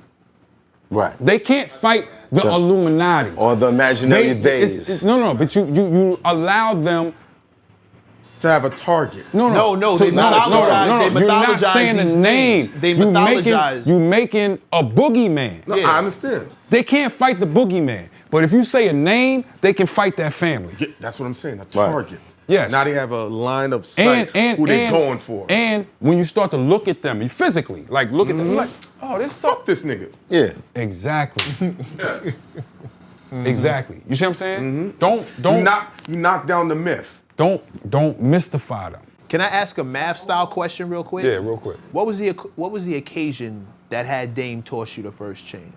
What brought that on? My birthday, but it was also Dame's scene that was like, I'm in here working for the record. I never had a problem with Dame. Okay. Ever in my life. Because I knew what it was. Dame is Rockefeller or fuck you. Right. As it should be. That was it. That was his whole, and I'm Rockefeller. Right. I never had a problem with him. We never had an argument. We never talked about money. All you gotta do is be able to snap. Meaning, like, if he come in and be like, your mother, you know what I'm saying? Like, snapping, the dozens or whatever it is. That was his thing. He had fun doing snapping. You know what I'm saying? Ranking, whatever you want to call it, whatever area you from. Right. If you don't know how to do that, you might get offended. But for me, I'm like, I come from that. You ever saw somebody get offended? Yeah, a lot of people. Nah, I ain't gonna Fights say broke who, out but over a lot of snapping, people. right? Yeah, a lot of fights. Fights broke out over over snapping. You tossed you the chain for your birthday. Who said to you, you're a Rockefeller now? Did that ever happen, or just the chain was enough? I felt like I was that before the chain, but then I know the meeting. Yeah, once was that came. No, the day that Jay was like, I'm gonna bring you in, like What brought that on? the work. What did you do after he said it? Did you celebrate or did you go right back to work? Went right back to work. Right back to work. That's how I be. That's what I wanted to know. Yeah, I just wanted to be curious. Right back to work. So- my whole thing was like, y'all watch The Wire? Yeah, of course. Yeah, it's the greatest television show ever, right? Right. It's like we worship The Wire. Right. Like, it's the dude that's telling Stringer like, yo, the work is garbage, and Stringer's like, cut it anyway. I'm that dude. I make the work. How you sell it, how you move it, what your decisions are, or what you do. I'm watching what you're doing, but I make it. So that's sometimes when you talk to marketing people, when you talk to people that are like in the company and they send out these emails that like after a record goes big and they're taking credit for it and they're like, you didn't really make it, I made it. Right. But I need you to market it. You got to move it. You know what I'm saying? Yeah. So it's not my position to tell people how to do that part. I'm learning that part of the marketing part. But none of this starts until I make Until it. the work is done. I'm in the studio with the artist making it. I'm making those decisions on what is the best thing for you. I'm watching your career. What's the best thing for you to do? Okay, we got these many records already. We don't need another style of those. We need one of these. You may be so focused on this thing. It's the thing of like telling Big, you need to do Juicy. When he doesn't want to. He doesn't want to do Juicy. How many records did you come across that was like that? Like, yo, you need to do this. And A no, lot. Especially with Bleak. Bleak didn't want to do like Hypnotic. Bleak fucking gave up the Whoa beat. Wow. We had the Whoa beat before Black Rob. Wow. Bleak gave that up. Shout out to Buck Wild. What was his reasoning? Rest in He peace. just didn't like it. Didn't like. He couldn't see the vision. Yeah. Did you tell him to do it? Yes. Hypnotic. There's one song, Hypnotic. We in Miami, and I played it for Bleak. Bleak didn't like it. You know what I'm saying? But Bleak trusts me enough that he's like, and we have enough honest conversation that he's like, "Go, all right, I'm gonna try this." After Whoa, he should never tell you no. No, but it's just Maybe the beat Maybe he wouldn't have made the same record that Black Rob would have made. maybe the beat wasn't for him. It's got to speak to the artist. Yeah, I agree. And if he was into the southern stuff like that, but Mec is looking at it from the same way I am, where you hear that beat, it's fire. and you like, yo, bro. Do something on it. You can you gotta at least try. Like you can only go but so wrong when the beat is cracked like that, like whoa. And a lot of times producers get mad too, because they send fire, and then the artists don't connect with it, and they like, ooh, like, they didn't like my beat. I'm like, bro, it just didn't, it didn't work. Has that ever occurred with you, Mav? Have you ever heard a dope ass beat that other niggas felt like that you should have rhymed on and you just it didn't speak to you? And other people felt that like I said. Yeah, like Wolves spoke to them, but it didn't speak to Bleak. Have you ever had a situation? Cause I never rap, so I can't speak from it. Nah. What about you, Mecca? I try pretty much anything that I feel like every beat tells you what to talk about. It's just whether it's worth talking about. But is it the right? There's three things that gotta happen. It gotta be the right beat for the right artist at the right time. At the right time. It could be the right beat, and it could be for the wrong artist. It could be for the right beat. It could be the right beat with the right artist, but at the wrong time. Example. Like if you're making something that doesn't go along with what is happening currently in the music. No, I mean example as in someone that you could say, okay, yeah, that was the right beat, but not the artist for it. I'm trying to think.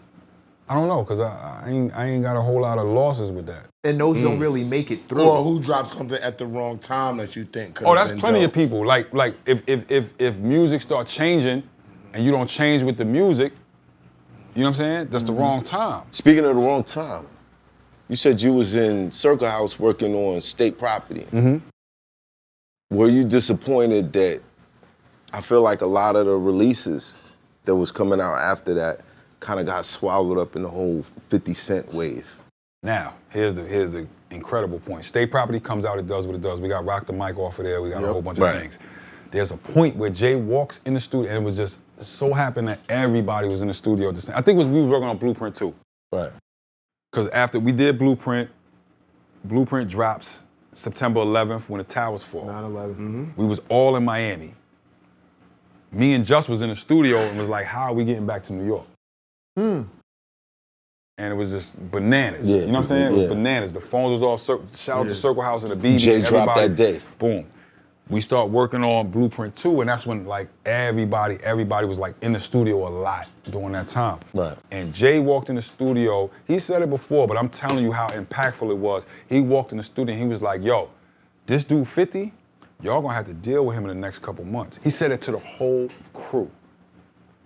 You gonna have to deal with him. What was that like for you since you was there for? It was a warning. It was like, yo, there's another power coming. But you had known 50 already. Yeah, no, Did they hit of you course, differently? Of course. But that 50 and the 50 that came after Two different different. things. But did it hit you differently because you were familiar with him and nobody? I knew that he was gonna be, because for me, 50 is like one of the most incredible hook writers. Right. And hooks will get you everywhere. Lord, everything. Yo, bro, it was one time me and Bleak was in the studio and I heard a 50 record and I looked at Bleak. This dude said, I know you don't love me. Cause you ain't the same when Jay-Z's around. Right. I said, Bleak, that's our hook. That's our hook. How do we not say that? That is a Bleak hook. Right. How do we not say that? Right. I'm looking like, yo, this dude is too good. Yeah.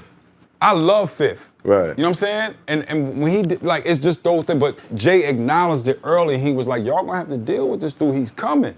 So I don't feel as that it was that. I feel like state property got trapped in the Dame and Jay breakup. Because that was around the same time. What was Owen that? Sparks never put out an album. Yeah. Right. Yeah. Right. Freeway was the one that just gravitated towards, because Freeway is like, you gotta love Free. Free's personality, the way he was, like as the medium to everything. Right. And I think it has a lot to do with his religious belief, you know what I'm saying? But Free in Islam is like the way that he presents himself, you gotta love Free. Right. But And his first Free is album, the most creative, like, if I say, yo, Free, you gotta do this, he's gonna listen, he's gonna try everything. It may not be it, and then at the end of the day, he be like, that's not it, erase it, you know what I'm saying, whatever. Right. Free was that one. Beans was always the leader. It was just like, but I think they got caught in that thing where they could have went a lot further. But let's not, when people say these things, I'm like, you realize how many platinum and gold albums Bleak has? You realize how many, what I'm saying, Beans albums went platinum and gold? You realize like all of the State Property albums is platinum? You realize this, right? Like, it wasn't like they was missing, but I felt like the whole thing could have been. They didn't get the benefit of the united front. I mean, Yeah, because and then also too. not only that, somebody was going diamonds. Yeah. Also too, You know what I mean? there becomes a certain point where MP3s come in. There you go. I wanted to talk about. So like, the thing that we could rely on, where it was like the thing of Rockefeller as a label, was guaranteeing me $300,000 the first week. I didn't have to think about it. And the first time that a Rockefeller album came in at $80,000 for the first week, I was like, yo, what the hell? Who was that? Freeway. It was the Young Guns. Young Guns? Yeah. You sure it wasn't On free? No, it wasn't free. It was like 60 or 80, 60 or 80. That was like late 03, early 04. Yeah, but I was already telling the office, this is what, you're right, because it's 03, because Jay takes over Def Jam, right? Mm-hmm. They took us on, and this is the other thing that let me know, like, I'm not really the office dude, right? So it was the meetings about the meetings about the, I start working at Def Jam as an A&R, because Jay was like, yo, come handle the Rockefeller thing as an A&R. And for the first 3 months, the whole of Def Jam did not put out a record, because it's a regime change. You know what I'm saying? You leaving from Kev, Leor, Julie, going to Jay and LA. LA Red. Now, with Kev, Leor, and Julie, it was like, make whatever record you want, and I'm gonna make it the biggest thing in the world. Gotcha. With LA and Jay, it was like the first 3 months, we didn't put out no records. We go to Foxwood. We having a meeting with the whole staff. And in the middle of this whole thing, me as a nerd, me as a person that's on the internet, as people, you gotta remember, people haven't seen it yet. And we have a meeting with the whole staff, and I raised my hand. They was like, LA and Jay was on stage, and they was like, you can ask us any question you want. And I wasn't trying to be smart, but I was like, raised my hand, stood up. I was like, how we gonna sell records when records is free? Yep. That was my question. Right now, on my computer, LimeWire around. I can get any record, any movie, anything that and this is when it was the Wild Wild West. Yeah. That's what I said. LimeWire. I could get any song, any movie, anything. It's super easy. Right. There was no cease and desist going on to websites. It was just rock. There was full web pages like, okay, here's all the blaxploitation movies and all the albums that go along All you with gotta it. do is type it in. All you gotta do is type it in. It was there. And download it, boot, and hope just when it downloads, it's But multiple downloads. It was crazy. Multiple. So I see that 60 coming. I'm like, whoa, this is really affecting our sales, because as soon as we put it out, everybody can get it for free. That's, was another aspect of it that I don't think people seen. Do you think the M-Box and the introduction of Pro Tools hurt the music? Of course. Because ESSO has a story, because you know how you had to, like you said, the reel, you had to cut the tape to make the edit. Of course. And then now it's like, Of course. we could do now. Yeah. If I'm an artist, right, and I'm spending $1,000 a day just for the rental of Hit Factory, the studios felt it first. Yup. Right? Yeah. If I'm spending $1,000 a day for the rental of Hit Factory, and you trying to tell me that I could go buy a box for $500, It was $420. that I could go With the record laptop, my vocals on, put the sock over the microphone. right?